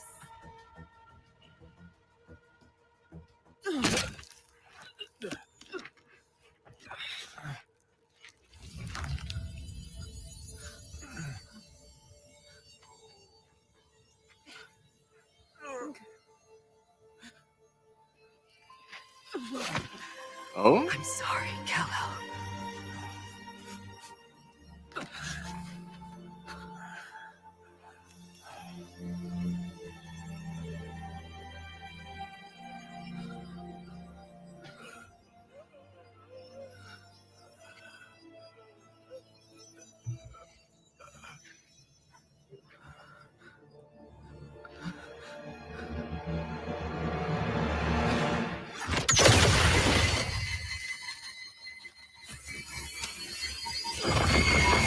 Damn. okay,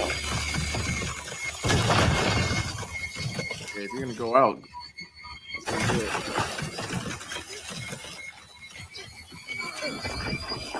Damn. Or I thought he was Damn, he in ain't hold combat. back at all. I thought he was doing a fatality.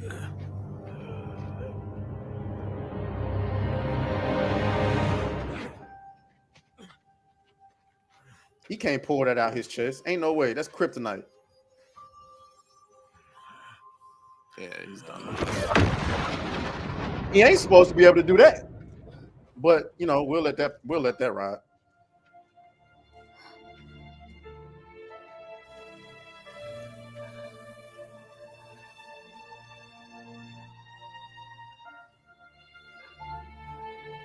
It's just... Don't try to talk. Bro, what the fuck? Killed him. Hold on. I didn't even notice this part. This is a mature game, right? Maybe I'm tripping. This is for adults. In what world does it make sense for you to put your fucking finger over a dying person's lips and say, try not to talk? Bro, what the fuck? Yo, Try not to talk? Bitch, this is my... What the fuck? Like, now maybe it's because it's Harley. You know what? I'll give it a pass because it's Harley. Harley might do some stupid ass shit like that. Like, I can see me on my deathbed gasping for air, like, help me. And she goes, shh, you're gonna die. Okay, fair enough. That's Harley. Okay, I'll give it that. Whatever. You'll recover. Be prepared. Shark, help me carry her in. We got medics inside. This is a good Wonder Woman design, though. yeah. Good Wonder Woman design. The four of you couldn't achieve anything. Prove me wrong. For those of y'all, damn, what the hell? Oh, He fried her ass. yeah. She's probably just bushed. Right? Nah, she frying Her heart from the has inside stopped out. beating.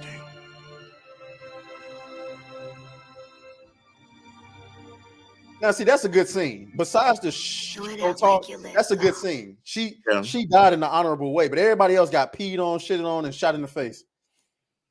But I mean, but that's Suicide Squad. That's At least for me, I don't really expect too much out of that franchise. Yeah, he went nuclear on her. No, he did like that. That was disrespectful. He didn't have to do her like that. But yeah, though, I like Wonder Woman when she's big as fuck, because she was big as fuck in this game. Like she was like what 6'3". Like I don't like I like Gal Gadot, but I feel like they should have got a bigger woman to play, or at least made her appear bigger. Oh, how'd they do Green Lantern? Was this disrespectful too? Let me see. I actually didn't see. You know, it's real disappointing that this game is in the state that it's in, because if you took what they wanted to do with the story of the game and just made that like a solo experience, I feel like it would have been decent.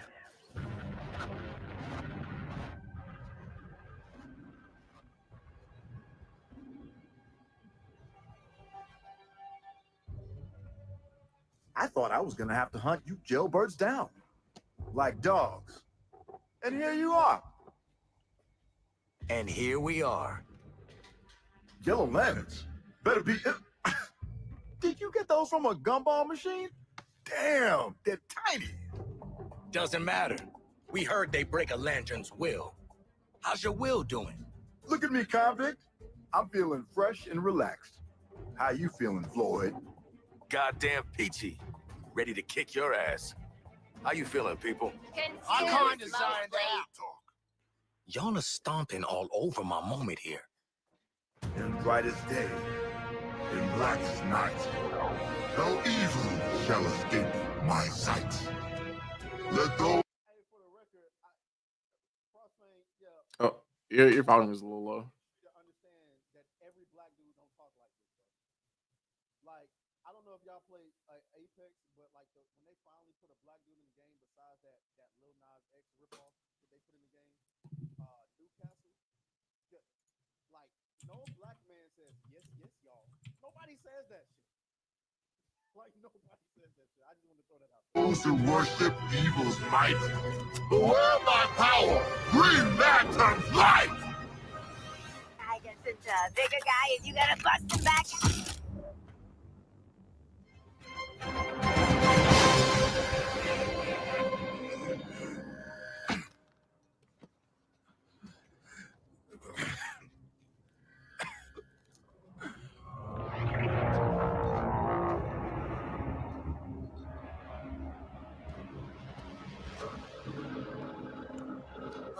Bloody shield's still up. The Green Lantern still maintains some control. What's up, Lantern?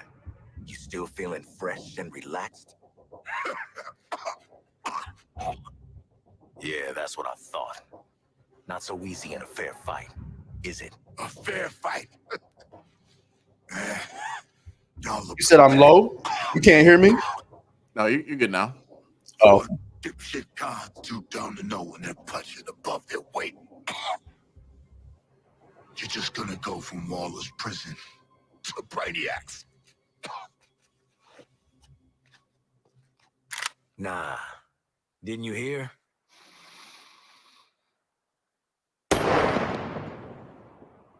We're out on good behavior.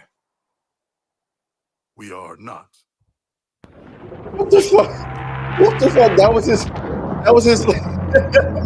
We're out on good behavior. Ship's honked off about Lantern. Shield's still up too. What? Did you miss?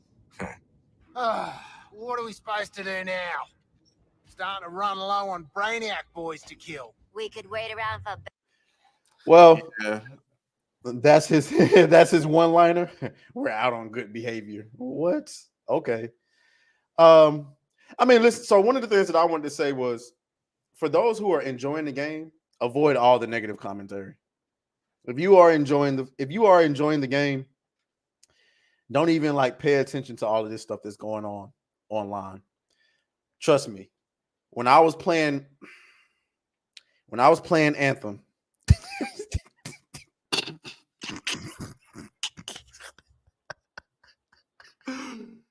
Oh man, what was it? Were you like did you force yourself to play? Did you play through the whole game? No, I enjoyed playing it while I was playing it. Okay. The moment to moment gameplay was still some of the best. Like there is no game that I've ever played that comes close to what they did as far as the gameplay. But that was it. The gameplay and the graphics. That was it. Everything. I mean, like the Iron Man, it being an Iron Man simulator. You know, you're flying and then you're floating and like you flying in the air, just looking around at the area around you. That was beautiful. The weapons, you know, doing combos, freezing this enemy, then dropping something else on them and blow up, and you hear a little combo sound go off in them. It was crazy. And all the little 4 missions that you could do. Those 4 missions. Hey, look, and Anthem is the perfect example of a game that was sort of like shoestringed together by, you know, a corporation. They didn't know that the name of the game was Anthem until they saw, like, they put out that trailer at E3. Like, people that are working on the game didn't know that the game was gonna be called Anthem until that got, you know, put out. And that whole trailer was like CG. Like, it wasn't like actual. Like, yeah. I remember they really thought they had hit a home run because they had made like a little live action mini film for it and everything. They thought, man, this is gonna be like Halo levels of good. Nah. And I remember holding out hope too. I'm like, yeah, we plan it every day. I'm like, they're gonna fix it. They're gonna fix the loot. They're gonna add more missions, and then boom. Yeah, we shutting down production. Fuck. I bought skins, and then they made them all free. Oh, damn. I couldn't believe it. Yeah. The loot was so garbage, man. I was like, man. But that's why, like you were saying earlier, like with Destiny, my friends was trying to get me on Destiny 2 so bad. I said, nope, I'd never give another game in my life like that again the way I did Destiny. Yeah. Like that game had a grip on my soul. Never again. You have to do the raids and then do all the weekly events. Nah, I'm good. My thing was the Trials of Osiris. I'm a competitive person. Okay. I'm a very competitive person. Every week on the weekends, I had to get my team together. Yo, we get into the lighthouse. But gamers started ruining it because instead of just going to compete, they were like, there was a whole online economy of like sweats charging people to carry them to the lighthouse. That ruined it. That absolutely ruined it. And Destiny 2 came out, and I was like, I'm pretty sure this is the same game. This is DLC. I'm pretty sure this is DLC. And I was like, nah, I don't want nothing to do with it. I tried to, even when it was free. Like, my homeboy hit me up, bro. Like, Destiny is free. It's on Game Pass now. Download it. I'm like, download it. Didn't even get past the tutorial. Couldn't. Nope. Dang. They was like, yeah, you got to get your light level to 800. Nope. Not doing it. Yeah, there's just so much going on in that game now. Like, even if you wanted to jump into it, like, I couldn't even tell you where to start. Yep. Nope. Not doing it. Couldn't pay me to do it. Well, nah, you couldn't pay me to do it. All right. Goddamn Power World and Suicide Squad. I mean, on a brighter note of things, there are some games that are coming out that, you know, look interesting. So not to put like doom and gloom on the gaming, you know, industry, but you know, State of Play was this past week, and which segues right back into what we was about to go into. Hey, that's what I do, man. Yeah, that was a good little segue because we got to talk about Stellar Blade.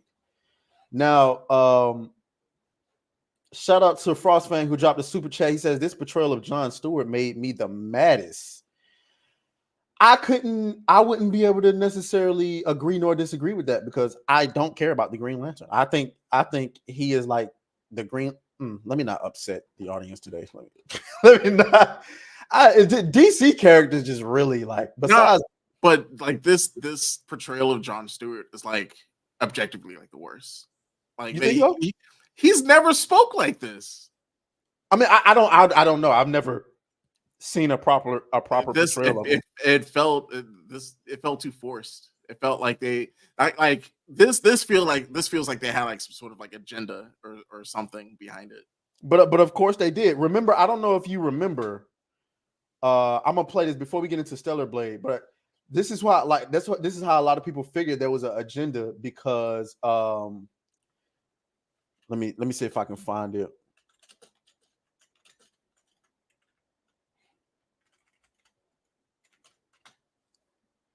One, two, let me see.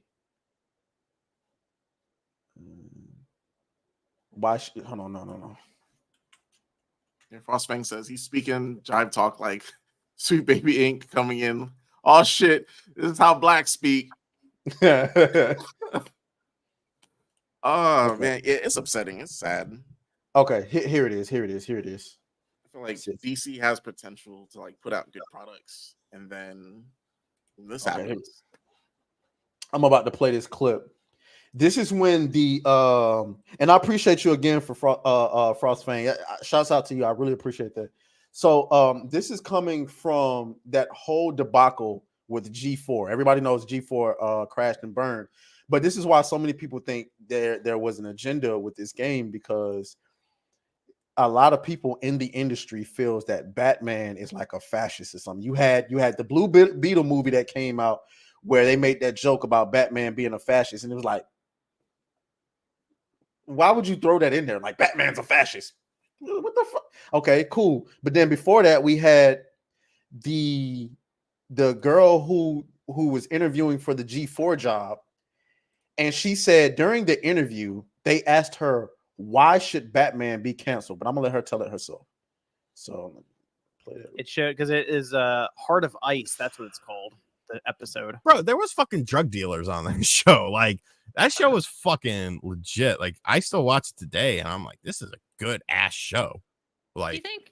I have a question, because we're talking about all this Batman stuff. Do you think now that G4 is gone, I can like talk about stuff?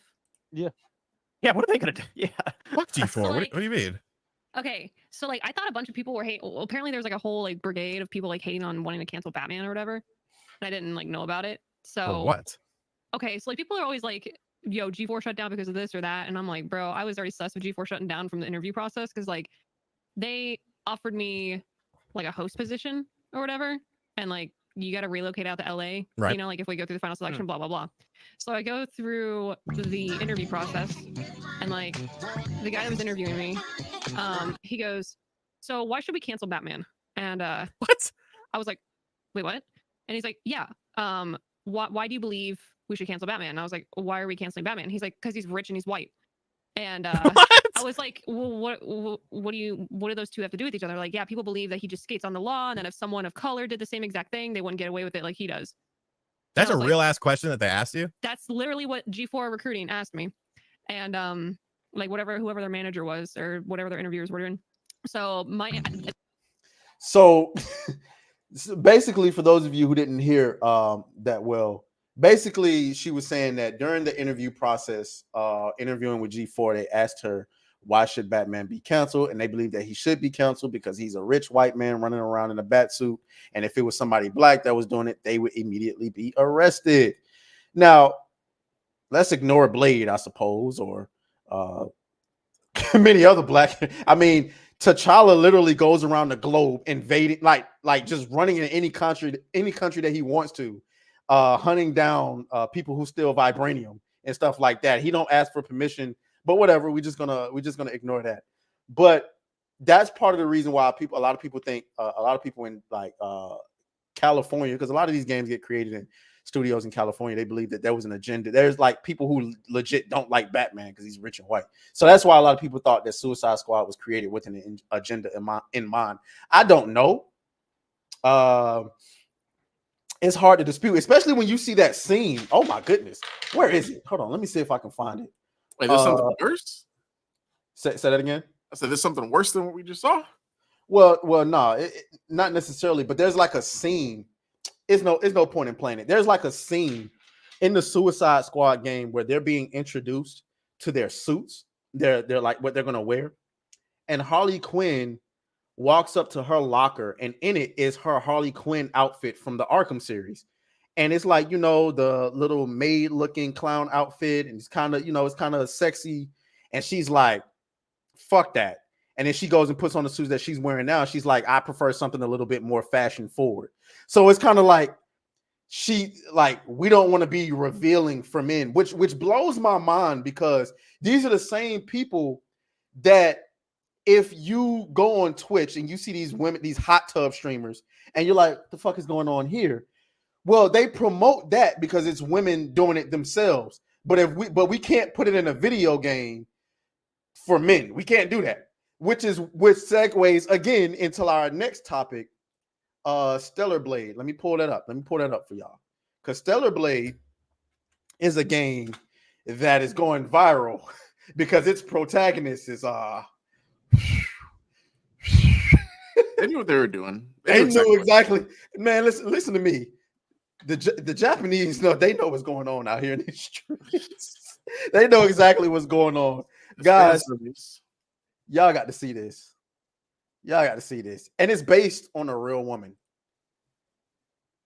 This is the protagonist for Stellar Blade, and this is the actual woman the character is based on. Now, what I find funny about Asians, they always create characters with big ass eyes, knowing damn well. I'm sorry. Oh my god. I'm just saying, man. I'm like every time I play a Japanese game, I'm like, man, something off with these characters. There was a video where look how they portray black people in their stuff. Well, even them. So if you ever play Bayonetta, like the one black dude, like we don't talk like that. We don't all have that blade haircut or those fucking Killmonger dreads to the side. I'm so sick of that shit. I'm so sick of that shit. But that's what happens when you let other people create the media for you. So when they're making because I think EA, I believe, is making a Black Panther game, and they're looking for black developers and they can't find them. That ain't white people's fault. That ain't white people's fault. I mean, maybe I'll just live in a bubble, but I don't hear too many black people trying to go to school for developing. You know what I'm saying? Developing the video game. So I mean, hey, now there are some developers in Africa, but the last I heard from that game wasn't good. So so Stellar Blade was revealed at let me see. Let me just pull this up because my bookmarks are off. State of Play. At State of Thursday. Which I gotta be honest with you guys. I'm starting to enjoy. Look at this. Her eyes aren't that. Her eyes are pretty big. You said eyes. I'm just saying maybe I was being a little bit too critical. I mean, I'm not being critical. I'm just whatever. but I'm starting to enjoy, instead of doing the whole E3 thing, these guys having their own showcase separate. Because I ain't gonna lie to you, waiting on E3 is kind of annoying. Then you got to wait for the developers you want to hear from. You got to get through all of the stuff that you don't want to hear. People coming up on stage talking about stuff that you don't really care about. Like, I tuned in to watch the new Halo reveal. Why is this dude talking to me about his marriage? Like, fuck out of here. But let me see if I can. Where's the game? Okay. I mean, games like this though, it definitely has their fan servicey moments, because the people that play these games, they eat this shit up. Yeah, I mean, but I think it has. Okay, here we go. I'll play this. But then again, it didn't do. Okay, that sucks. That didn't go the way I wanted it to go. Hold on, y'all. I promise y'all, next time we do this, I'm gonna be more prepared with the videos is playing. But you can see some of the gameplay here to save the planet by defeating the Elder Natiba. run by Natibas. Robots.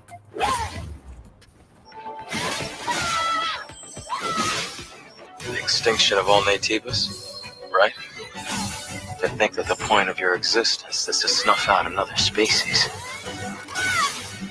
I will find it.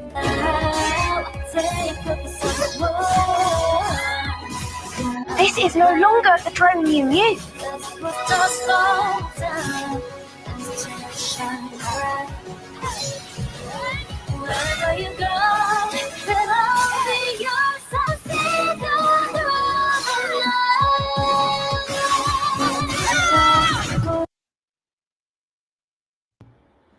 Man, I don't need to see nothing else. Are you sold? I'm sold. I don't need to see nothing else. That gameplay there was crazy. 50 seconds. That's all I need. And here's another thing. I don't want to see nothing. I don't want to see nothing else about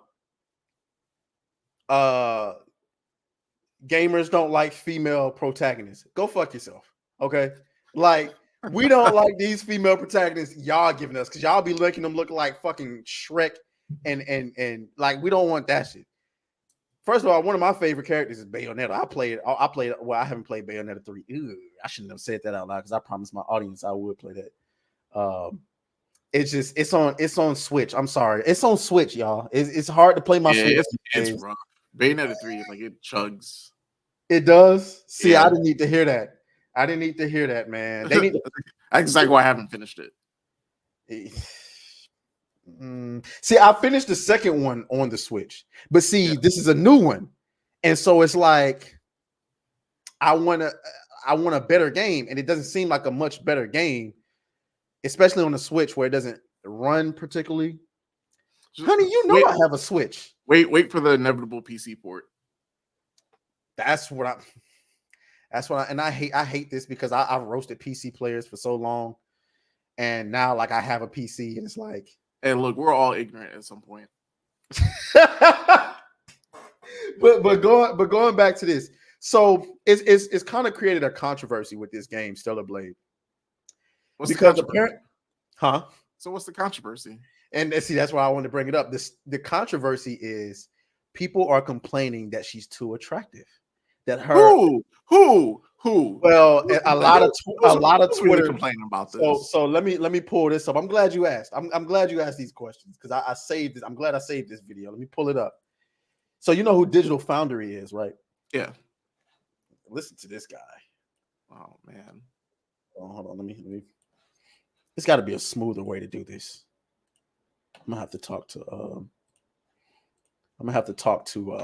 My God. Frostfang's right. Game journals, they know what trends. Like if they want to get some hits on their site or their page, they're gonna say some reckless stuff. Like I'm tired of it too because it just don't make no sense.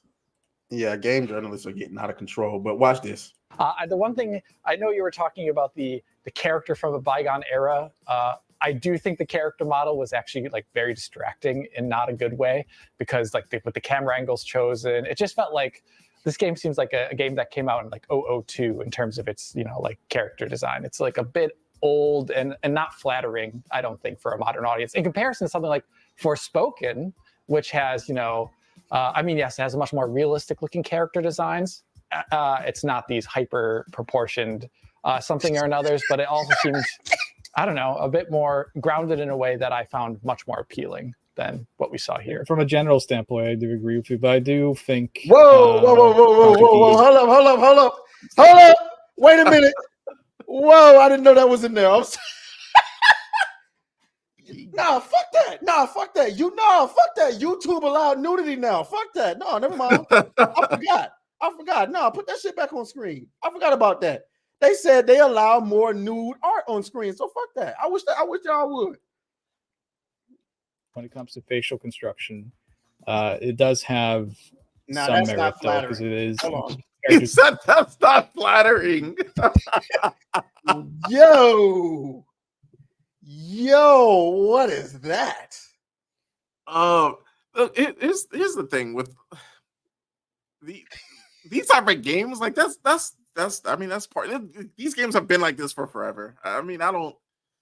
Oh man, It looked like they left that in the oven too long. I'm sorry. Look very different. It's just that once you go, neck down, there's a lot of issues on Yes, display. that's the These problem. these are grown men. He said when you go to neck down, it starts to get. Hold on, now I gotta run that back. Hold on. So that's the problem. Yeah, Neck down, there's a lot of issues on it though, because the characters look very different. It's just that once you go, neck down, there's a lot of issues on display. So that's the problem. Yeah, that's the problem. Does he not watch like Okay, anime well, look, or anything like that? Like that's just, I think that's just the culture, isn't it? That is, but see, that's where I talk about gaming over here in the Western. There's always this talk about how arrogant Americans are, and we think that our way is the right way. That conversation is being happened right now when it comes to anime and localization, where the localizers are changing the dialogue in anime to fit like what they think Americans want. So like it was one where I read recently where a character in the anime said I am something, and the localizers changed it to I am trans, and everybody's like, what the fuck? That is clearly not what they said. But because it is a character, you know how Japanese artists, they create characters that look real drag queenish sometimes. Yeah. But they're not telling you that they're trans or anything. But Americans have taken it, the American localizer have taken it upon themselves to say, oh, this character has pink hair and it looks like they got eyeliner on. He's trans. Like what the fuck? So this reeks of, first of all, I think these are guys that are, I think they're pandering. To me, it's clear. Like there are no actual gamers out here complaining about a female character being too sexy. I don't even think there's female characters.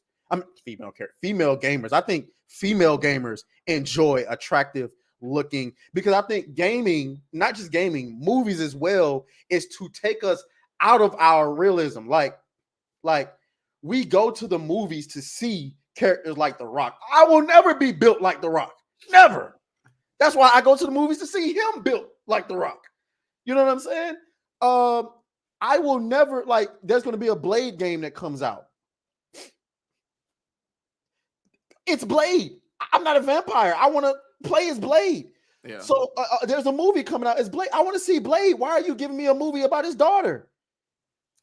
We was gonna talk about that. We may not have enough time. I don't know how long. How long do I have you? Because I mean, hey, we just been kind of going. Like we just been kind of going. So yeah, like there's a Blade movie coming out that's supposed to be about his daughter. Why are you giving me a Blade movie about his daughter? But and now you got these guys right here. The entire aesthetic of the game is, hey, come slay a bunch of monsters with this sexy girl with her ass and her titties poking out the whole game, and everybody's like, yeah.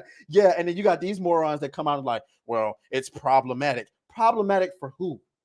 Look, just don't play it. Exactly. If you're not into it, you're not into it. If you're not into it, you're not into it. But I mean, like all these guys look like they watch anime, or like they're into like how like there's certain anime that like you could watch, but if someone else walks into the room, it's like, hey, listen, like it's hard to explain all of these guys. So I don't know. I think I can see it being pandering too. Frostflame says, why do I want to watch my out of shape ass on screen? No, but that's facts. Yeah. Like I don't want to see. And maybe I don't know. I don't know what he's going for. I don't know if he's trying to get like points from the ladies or whatever the case. But the people he's trying to get points from, they don't play games like this no fucking way. They don't. So I mean, this whole idea that it's problematic for the character to be shaped the way that the girl looks in real life is absolutely asinine to me. Now they did, spice her up a little bit, because the shape of her ass was not given. It was God. I wish she would have never took a picture like that. Like that was not what was up. Now, granted, I don't want to judge her too much because I don't want her to go out and get a BBL. That's not. We don't want that. But I mean, the game looks cool though. Yeah, the game looks really cool, and that's the most important thing. That's the most important. The game looks cool. I just hope it ain't on the Final Fantasy 16 levels of cap, because Final Fantasy 16 had me feeling like this was Japanese Devil May Cry. No, I didn't say that. I didn't say that. I didn't say that. I did not say that. I did not say that. When I saw the trailer for it, I got a lot of like Nier Automata. Yeah, and Nier Automata was really good. I didn't get to finish it though. That's what I haven't finished either. It was a great game. It's a great game. The music in that game was amazing. I really did like the music in that game. So that's Stellar Blade. You guys let me know if y'all are interested in that. Oh well, no, y'all already let me know. Honey and Frostfang said that it's a day one buy for them. Let me check something. Yeah. Y'all, you guys already let me know that it's a day one buy for you. So yeah, I didn't really see. I'll get it on Game Pass. You say you gonna get it on Game Pass? Is it? Yeah. I thought it was a PlayStation exclusive. Is it? Okay. Oh, hold on. No, you're probably right. I think it probably is a PlayStation exclusive, because I think they were saying something about how Sony was like helping them like develop it or something like that. So dang, that means I would have to buy it if I'm gonna play it. I know. all about these gaming subscriptions now.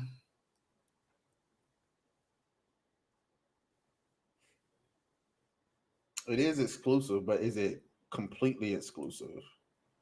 Or whether or not it's going to be on PC? Yeah, because I heard, that, and I've heard that Final Fantasy 7 is coming to Xbox. Yeah, all these are times exclusives. That's what I'm trying to find. If it's timed exclusive, I may be able to wait. Yeah. Like, if this is timed exclusive, I'll wait. You know what I'm saying? Yeah, the Final Fantasy 7 stuff, like that's people forget that's still Square Enix. People just it was originally announced for Xbox and PC, and now it's a PS5 exclusive. Wow. See Sony's some snakes, bro. Yeah, they're buying out these companies. Not buying them out, but like they're just buying up. They can't buy the companies like Microsoft can, so they just buy up exclusive rights, which they only have the leverage to do because of their install base. You know, Xbox's install base just isn't as big as PlayStation, so they can do that. Like, you know, you can Game Pass all you want, but if you ain't got 200 million people playing your Xbox, I mean, you know. Now, I did see, for those of y'all who don't know, the Xbox app is now on TVs, which is crazy. Now you can stream straight to your TV. So look, that's cloud. Like, have you messed with cloud gaming any? Yeah. I use it. That's what I play. That's what I play Dragon Age on, because for some weird reason, if you play Dragon Age on the console locally, it's still 30 frames. But if you stream it, it is 60 FPS. Yeah, I guess it's like the servers and stuff that. It's the servers. So like when I was playing it on my phone, because I tried to play it back a couple years ago when I first got the Series X, because I'm looking at all these. Because for the record, guys, I wasn't a PC player. I was a console player. I didn't know what the fuck y'all were talking about with 60 frames. I'm sorry, I didn't know. But once you notice it and you can see the difference, it's tough to go back. I think the first time I ever experienced it was when Fortnite did it. I didn't know what it was. I just jumped on Fortnite. It did an update one day, and I noticed. I was like, "Y'all notice something different about Fortnite?" And like, does it seem like better to y'all? And we could never put our fingers on it. And then the Series X and PlayStation came out, and then I'm like, "Oh, so this is what y'all talking about." And it's like, now I can't play nothing 30 frames. I can't play nothing at all 30 frames. So it's like when Redfall came out and they said 30 frames, huh? Yeah, like a game has to be really doing a lot for me to like justify. Like right now, Starfield, 30 frames. And Starfield, like, to be fair, Starfield like isn't bad. Like I don't get all the hate for it. I just haven't delved into it. It's those games are a lot for me to get into. I tried Fallout 4. It's too much going on, man. It's too much going on. I don't know. I'll give Starfield another try. It's just too much going on. But But yeah, no. So I don't know. So that's Stellar Blade, y'all. There's a lot more that was going on in the state of play that I wasn't really paying attention to. It was just Stellar Blade for me. That's did you notice anything? There's one call out. Oh, Rise of Ronin as well. There it is. Yeah. Yeah. So I actually didn't see what they showed for. I only because I didn't watch the state of play. I just saw I could describe it to you. You know exactly what I'm talking about. So imagine you don't have to because I'm about to Ghost play of Tsushima and Neo. That's essentially my auntie's husband borrowed my Neo collection for me before I could ever get to play it, and so I don't even know what Neo is. And I bought the combo of both the games, Neo and Neo 2 together. Yeah. When it was on sale physically, I let him borrow it. I ain't seen it since. Oh man, see, that just shows you how good the game is. Yeah. So let's see what because I haven't seen this guy, so I don't even know if I know what Rise of Ronin is. I think I saw a trailer for it a while back. We'll just play it. Fuck it. We'll just play it.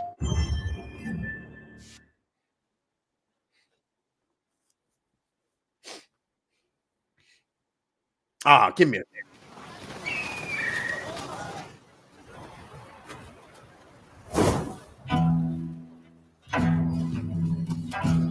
本作の舞台の一つ、横浜です。19世紀幕末の時代、最初に国外に開かれた横浜では、和と洋が入り混じった独特の街並みが広がっています。主人公は舳を使って屋根の上に登ったり、装置アビキルを使って物資上空を移動することも可能です。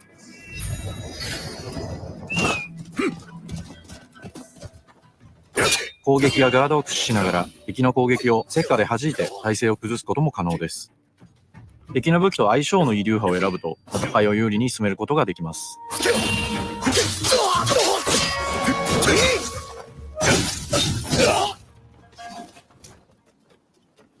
This just looks like one of those games that this is quite literally Ghost of Tsushima. Yeah.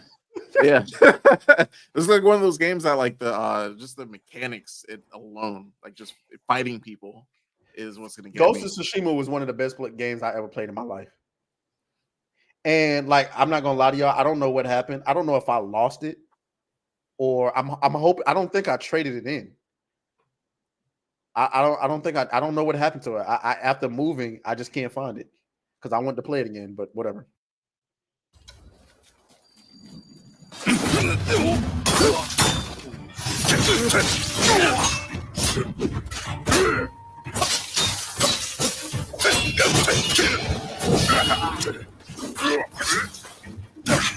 戦闘では日本刀や長槍以外にも海外からもたらされた単銃など様々な武器が使用できます。発明家である伊賀七と因縁を深めると様々なからくり装置を入手できます。堀火砲は伊賀七が作ったからくりで現代の火炎放射器のような強力な遠隔武器です。堀火砲や和洋折衷のアクションである銃剣など西洋の技術を生かした武器をうまく活用すれば標的にも打ち勝つことができるのでぜひマスターしてください。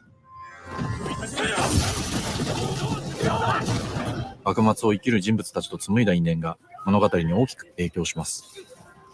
ぜひライズ・オブ・ザ・浪人で一人の浪人として運命を切り開いてください。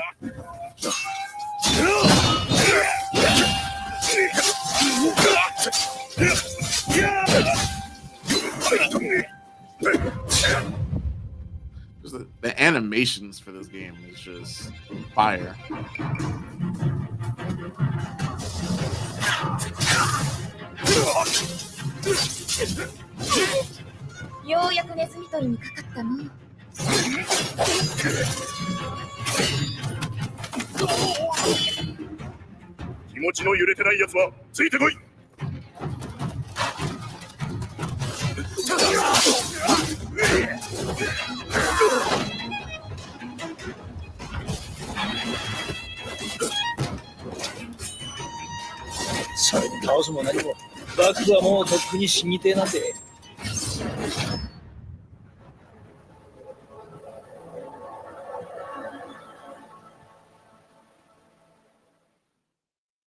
And that's close too. That's right around the corner.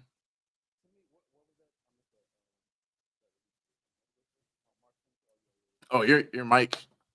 My bad. To me, that's more like Ghost of Tsushima and Sekiro. Mm-hmm. And y'all know Sekiro is top 3 all time for me. Like, as much as we like to talk shit about gaming, there's been some motherfucking bangers, like flat out, like all timers that have come out recently. Monster Hunter World, when that came out, because I had never played Monster Hunter before that, I'm still trying to juggle because Knights of the Old Republic is still in the top 5 for me. But now I'm trying to make room. I'm trying to figure out who goes where, and I'm struggling. Like, so Lord forbid somebody put a gun to my head and said, "You're top 10 right now." Like, like it's gonna be a problem. So Sekiro, that looked like Sekiro a lot to me with because you know how Sekiro had the prosthetics and stuff, and they got like crazy weapons. But what was that game that came out that was made by the Neo creators last year? I forgot what it was called, man. Oh, everyone forgot about it. Was that the It was like co-op and man, that game, I was streaming that game. I ain't gonna lie, that game made me mad as fuck. I was on an hour and a half on the same boss battle. Honey was there. She could tell you I was getting my fucking. What game was that? I was getting my wig kicked in. I was that, and here's the thing. I feel like if you can beat Sekiro, you can beat anything. But that game brought something out of me. You know that, like that GIF Wulong. No, not Wulong. Not Wulong. Is it Wulong? Yeah, it is Wulong. Hold on. Now that's not made by the people that made Sekiro. No, it's made by the people that made Neo. I'm sorry if I said Sekiro. Yeah. Hold on. Wulong. But yeah, that's Wulong then. What is it? Wulong Dynasty? Is that it? Yeah, Wulong. Fallen Dynasty. That bullshit. Hold on, let me see if I can find it. I want to see if I can find that. I was getting my wig kicked in. Yeah, I mean,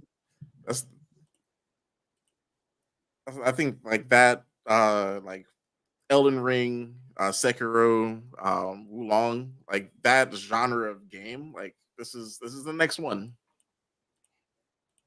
Let's see, which one was it? Was it part 5? Hold on. Honey said something about the historical aspects are really interesting to her. And I think that's also another cool aspect about some of these games is that we're getting a lot of history and like just I don't know, like just seeing other cultures. Like I think that stuff's pretty cool. Yeah, and I love seeing other cultures. Let me see if I can.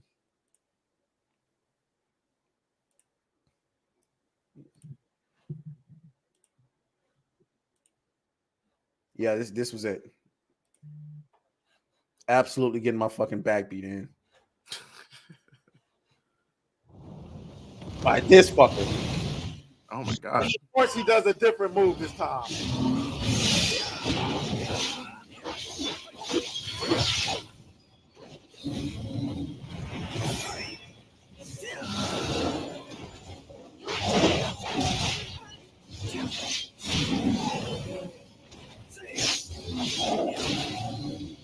Look at that. Damn. Yo!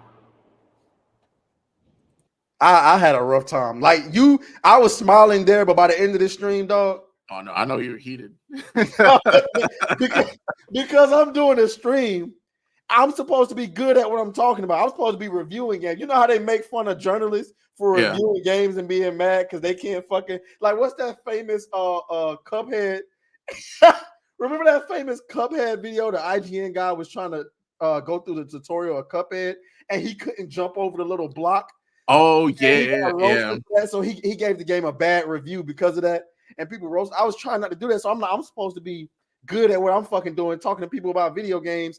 I'm getting my back kicked in. But that's the worst type of game to stream, man. That shit made me so mad, bro. I was like, I had to come to him. I said, hey, I gotta announce. I say worse. It's either, I mean, but it also be the best because of how entertaining it is going through, not when it's 2 hours of you raging. Oh man, that was a 2-hour stream of me. Yeah, now could be me 20 minutes in. Hey guys, we're done for the night. Do it, dog. I could not fucking do it anymore. I was like, this game should be they should charge these developers with abuse because that shit was hard. I couldn't do it no more. Okay. Hey, so March 24th, you got another one for you. Now you wanted to talk about Prince of Persia. I mean, so I feel like I touched on some of the stuff that I wanted to touch on throughout the show about like so Prince of Persia came out this past month, and the story behind like going into like the release of the game was that there was a Ubisoft executive that said something along the lines, I'm paraphrasing, about how gamers need to be prepared to give up their physical media and it's all digital now. So I'm 50-50 on that. Like I love having like physical games, that's cool, but I love having like just the ability to just hit a button and just start playing the game. Xbox Game Pass has like the cloud streaming. My funny story, my Series X, like I had it since launch, and now like it's starting to like do dumb stuff on me now. Like it's starting to like overheat or whatnot. So, instead of going to the store and just getting another system, I was like, wait a minute, this little cloud button, I can just stream the stuff to my laptop. And like you said, now they have like the Xbox app on TVs. I can just stream it to my TV, and I have fast enough internet where unless you know that it's being streamed, you really like couldn't tell with the latency. But saying all that to say, I played Prince of Persia on Ubisoft's Ubisoft Plus, and that's their subscription service. I'm not going to keep it for long. I got through Prince of Persia this month or last month. This month, I'm not looking forward to, but this Skull and Bones that's coming out, and I just want to see what that's about. And then, like, if it's trash, I'm canceling my service. There's nothing else on the service. I'm gonna come back to Skull and Bones in just a moment, but here's the quote that he's referring to. So this is from Director of Subscriptions Felipe Tremblay, goes into greater detail in a recent interview with Gamer Industry Biz. So basically, what he said was one of the things we saw is that gamers are used to a little bit like DVD, having and owning their games. That's the consumer shift that needs to happen. They got comfortable not owning their CD collection or DVD collection. That's a transformation that's been a bit slower to happen in games. As gamers grow comfortable in that aspect, you don't lose your progress. If you resume your game at another time, your progress file is still there. That's not been deleted. You don't lose what you've built in the game or your engagement with the game. So first of all, let's address what he had to say there. First of all, Mr. Ubisoft, sir, you full of shit. The reason why this is a problem for games is because one, movies don't fucking cost $70. Okay. Now, also, when I pay for Netflix, I watch my little 2-hour movie or my 8-hour show, and that's it. If I want to rewatch it, I'll come back and resubscribe. When you subscribe to a gaming service, you're talking about like right now. I'll give you a prime example. I play Apex. My EA account is banned. I don't know why. I don't have access to the email that's associated with my EA account. Darius has that. I reached out to him. He ain't respond back to me yet. So my assumption is I don't know why I'm banned. You know how much money I've spent in Apex Legends. There's nothing I can do with the account. So you got it'd be different if you told us, you're guaranteed to get your stuff back. You can ban our accounts at any time. With Netflix, I can just go and create another email and make another account. I don't have any saved data in there. And by the way, when I watch a movie on Netflix, they're not telling me, hey, we need extra $20 for you to see the ending. We need an extra $15 so you can see an alternative ending. Hey, give us an extra $10 and we'll let you watch the movie with this character wearing another outfit. I'm just saying, like, give us an extra $30 and we'll let you watch this version of Rocky with Sylvester Stallone wearing a fucking, I don't know, Angel Soft outfit. I don't know. But the point is, if I own my game physically, you can't take it away from me.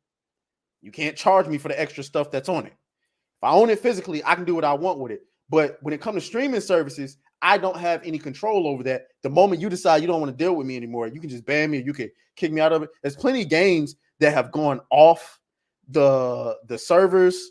One of the games that I thoroughly enjoyed that apparently nobody else did was Evolve. I remember that one. Yeah, Evolve was like, I like that game. The servers are off. Now, recently, oddly enough, the servers came back online for some odd reason, like sometime last year, and I was actually playing it. So that's crazy. But I just don't want to deal with that. Paying. I want to own my shit. You know what I'm saying? And stuff that I'm playing like on an everyday basis, I don't care about owning that. Obviously, I don't care about owning Diablo physically because it's on the PC. But it's a live service game. But Final Fantasy 16, I do want to be able to throw that shit across the damn room when it doesn't play like I want it to play. Like, but I understand, it is convenient to just download a game. Yeah. But I ain't gonna lie, I kind of miss standing outside of GameStop late at night waiting on them releases. I miss that shit. And yeah, like it was the like getting the community together. And just like I loved having tournaments at my midnight releases. And just just seeing people get whooped and stuff. They stopped doing that at the end. Yeah, they stopped. But I don't know. I think that we're a long way from finding like that perfect point for these subscription services. But I'm not mad at it. Like I guess I'm like from a money making perspective. Like if I'm a business person, absolutely, I don't want to produce these fucking CDs anymore. Yeah, that shit costs money. Look at Alan Wake 2. Alan Wake 2 was like it was a AAA game, a big game that had no physical release. It's starting, guys. I didn't play that, so I didn't. It's on my wish list. I have like I didn't play Alan Wake 1, so I don't. Did you play Control? I did. Okay, I finished it. That was okay. That was a good game. Like it's you'll like Alan Wake 2. Okay, I'll put it. Man, it's so much stuff. I still got to play Evil West. That game came and went. Mm-hmm. It's so much shit. It's so much shit on the backlog. It's ridiculous. But okay. Prince of Persia was also one of the games on my list, but it was like $50. I don't know. Look, $18 for 1 month. Not through that game. Like I'm the type to forget. I'm the type to forget. No, so like literally, it's nothing but Assassin's Creed and the crew that's on this stream. Like the. Well, no, I'm saying like I'm the type to forget and accidentally leave the subscription on. No, that's what. Oh, okay. So, I mean, but if you're going in to play like 1 or 2 things, like it's a little bit easier to like. I get that. I'm the same way. Like I'll forget about a subscription, but literally the only reason I still have the subscription turned on right now is because of Skull and Bones. Skull and Bones, yeah. Okay, besides that, so like, let's go ahead and shift to Skull and Bones because I was so excited about this game when it was first announced. Y'all, I'm like, yo, it's gonna be a pirate game where I just get to run around and jack nigga shit. Like that's all out. And as it turned out, the only game that even came anything close to that was fucking Sea of Thieves. Sea of Thieves, yeah. Like, Jesus. Okay, hold on. And I feel like I would have enjoyed Sea of Thieves more if I had like a crew to play with, but like that's not a game that you could solo. Yeah, it's not, but also like they got some bitch ass combat in that game. like the combat is not enough for me. Now it's fun rolling up on people. Like, and I agree with you. Maybe if I had people to play with all the time, I might have a little bit more fun doing it. But the sword is kind of like it wasn't satisfying. Yeah, it's not satisfying. The guns is kind of like it's like if you like it's like what are we? I feel like I'm shooting a fucking dart. Like what are we doing? Yeah, but now when you start shooting them cannons, that's different. Yeah. That's different. You start shooting them cannons at people, and you in the water. The water looks beautiful. You minding your business, and then you see a boat in the distance, and you're like, oh, "Okay, some people here. Just be on alert." And they start to get a little bit closer, and you're like, "Okay, we just minding our business. We don't want no smoke." And then you have that 13-year-old talking hellish shit in the chat. They pull up like, "I hope y'all bitch ass ready," and you like, "Yo, hide the loot, hide the loot." Because that happened when the game first came out. I think I rage quit that day because getting the loot is so time consuming. Yeah, it's so time consuming. You trying to figure out how this map works. Ain't no fast travel, guys. Like you got to roll your motherfucking boat there. You get like 5 or 6 chests. You and your team kind of okay. You put the chest on the dock. I'm gonna come back and I'm gonna pick them up and turn them in. We working together. So we finally figure out a method that works. You finally decide, like, instead of just going back and forth with like 3 chests, let's just get 8 or 9 chests at one time. Your boat, and keep in mind on Sea of Thieves, the more loot you got on your boat, your shit shines. Like the whole lobby can see it. You riding by on your boat and your shit is glowing. And I'll never forget, me and some friends, our shit was glowing. We had a bunch of, and somebody pulled up with one of the biggest boats, and they hot mic. They were like, "Hey guys," they tried to appear friendly, and before you know it, it was just boom, boom, boom, just back to back. Somebody's trying to repair, others are shooting back. We don't have enough cannonballs. Can't do They nothing. got hella cannonballs. We don't. We sinking. It's sharks in the water. It was nothing we could do. All you could do is just you watching guys just jump from our boat to their boat with boxes of loot. I thought that was the craziest thing. Sea of Thieves is a good game. It's a little bit too juvenile for me. Yeah. It's a little bit too juvenile. So let me play this. We got Skull and Bones. I have not seen this because I gave up on this game when they delayed it that last time. When I saw that motherfucker, when I saw that you can't even get out the boat. When I saw that, I was out. So what I saw was they docked on the island and they was trying to harvest. I guess they was trying to get materials and they never got out the boat. The tree just evaporated. Like they were trying to harvest the tree. The tree just evaporated. Whereas Sea of Thieves, you got to get out the fucking boat, get on the island and go and get what you're looking for. I never once, the last gameplay I saw, they never once got out the boat. So it was like, am I just the fucking boat? Is that what I am? And that's why I said I'm out. I'm absolutely out. So you know what, at this point, I'll just take a Assassin's Creed Black Flag remake. Exactly. That's what I thought. That's what I thought we was getting a more focused version on that. Like, I don't need to be like on the island going to war with other people, but I do want to be able to shoot other guys, fire my cannonballs, go over on their boat, steal their stuff, and shit like that. But when I saw we couldn't even get out the boat, I was like, nah, I'm out. But let's see, maybe it's different. I don't know though. You look at this likes to dislikes ratio. Oof. Hold on, let me share my screen. 4,000 dislikes, 6,000 likes. It ain't looking too good, but we about to see.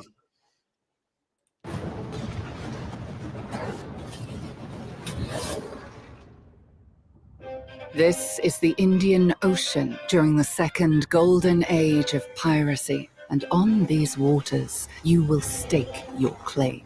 Skull and Bones is a gritty and immersive pirate action RPG experience, offering a rags-to-riches fantasy and a vast open world that can be experienced in solo and in co-op. In it, you will rise the ranks of the pirate world and become the most fearsome kingpin of the high seas. In this overview of Skull and Bones' gameplay experience, we'll walk you through its world, its player progression, gameplay systems, and its challenging naval combat. I guess like sort of skip through it because it's like a 10-minute video. What was that? I said sort of like it's like a 10-minute video. It's pretty long. Speed it up. Yeah. Your story begins in the middle of a devastating battle on the lawless seas. After a brutal defeat, you and other survivors find yourselves shipwrecked on a remote and perilous island. Here, you'll choose your captain and begin your new life of piracy with your first mate, Asna. The wind favors the fearless. Let us chase it. She will use her extensive All right, seafaring. yo, kudos to them. No Killmonger haircut. What was that? I said no Killmonger haircut. Yet. Yeah. You in your quest for riches and infamy. I wonder if this is my internet. In Skull and Bones, increasing your infamy is an ongoing objective that you'll...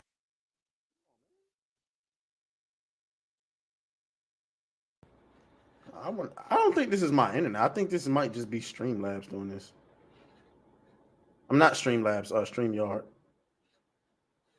In Skull and Bones, increasing your infamy is an ongoing objective that you'll... Hold on, guys.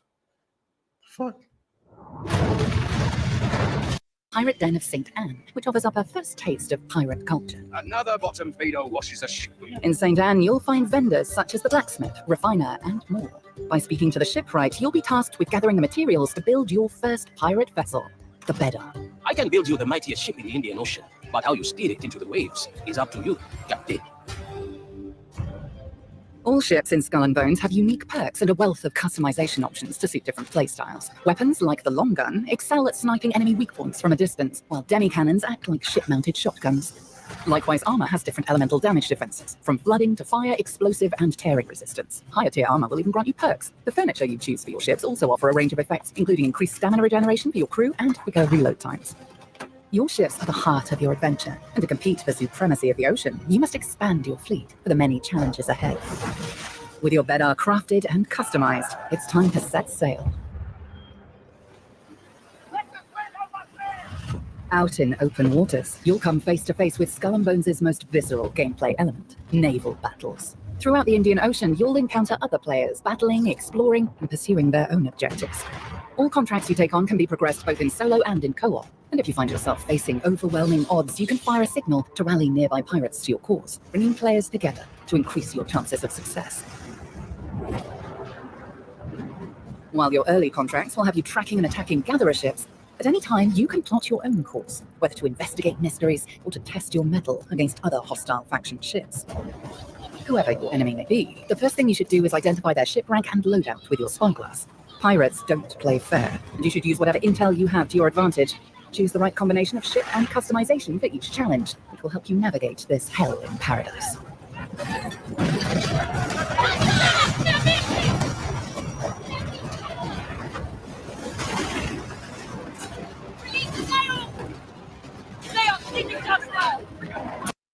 So what I'll say is, so far, it looked better than what I saw before.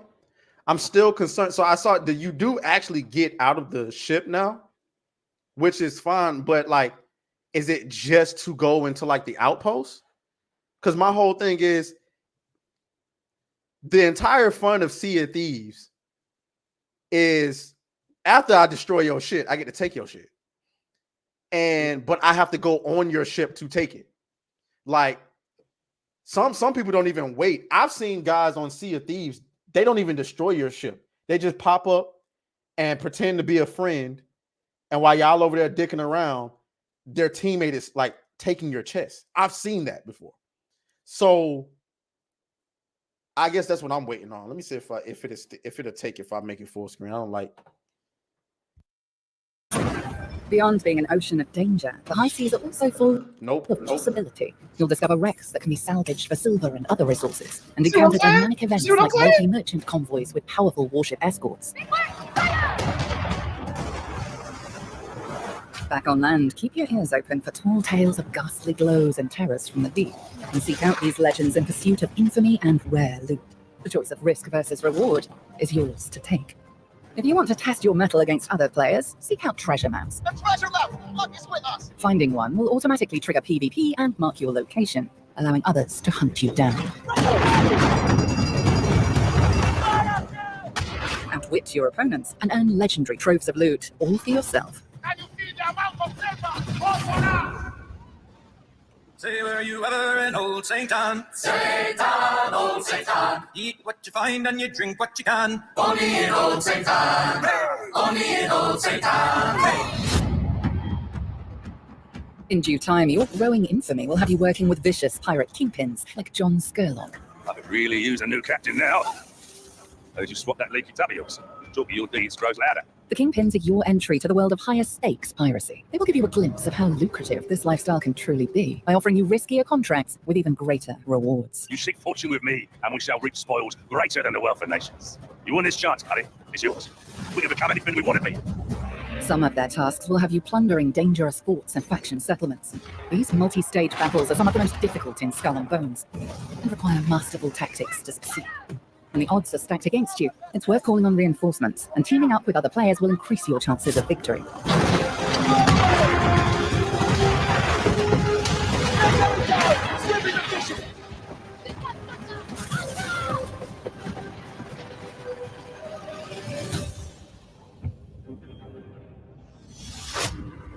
As your notoriety reaches to further corners of the Indian Ocean, you'll have amassed riches, a fearsome reputation, and a devastating fleet of ships. Next, you sail for glory and legacy. They want to call me a pirate, a rebel, a threat to the Empire. I will inspire them to call me worse. By reaching Tier 6 of the Buccaneer Infamy rank, you'll go from completing tasks for others to running your own operation by joining the helm and unlocking your own pirate lair.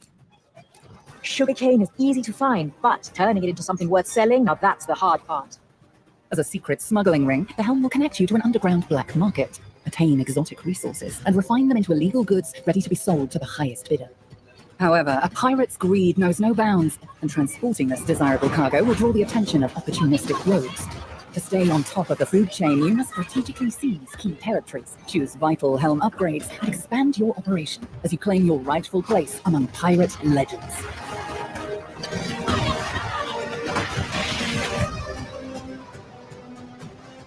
These are just some of the ways you'll leap into Skull and Bones' ever-evolving world, and many other surprises await. From a robust endgame to new challenges, free seasonal content, and additional PvP activities. Now, prepare to sail the perilous waters and become the most fearsome pirate kingpin.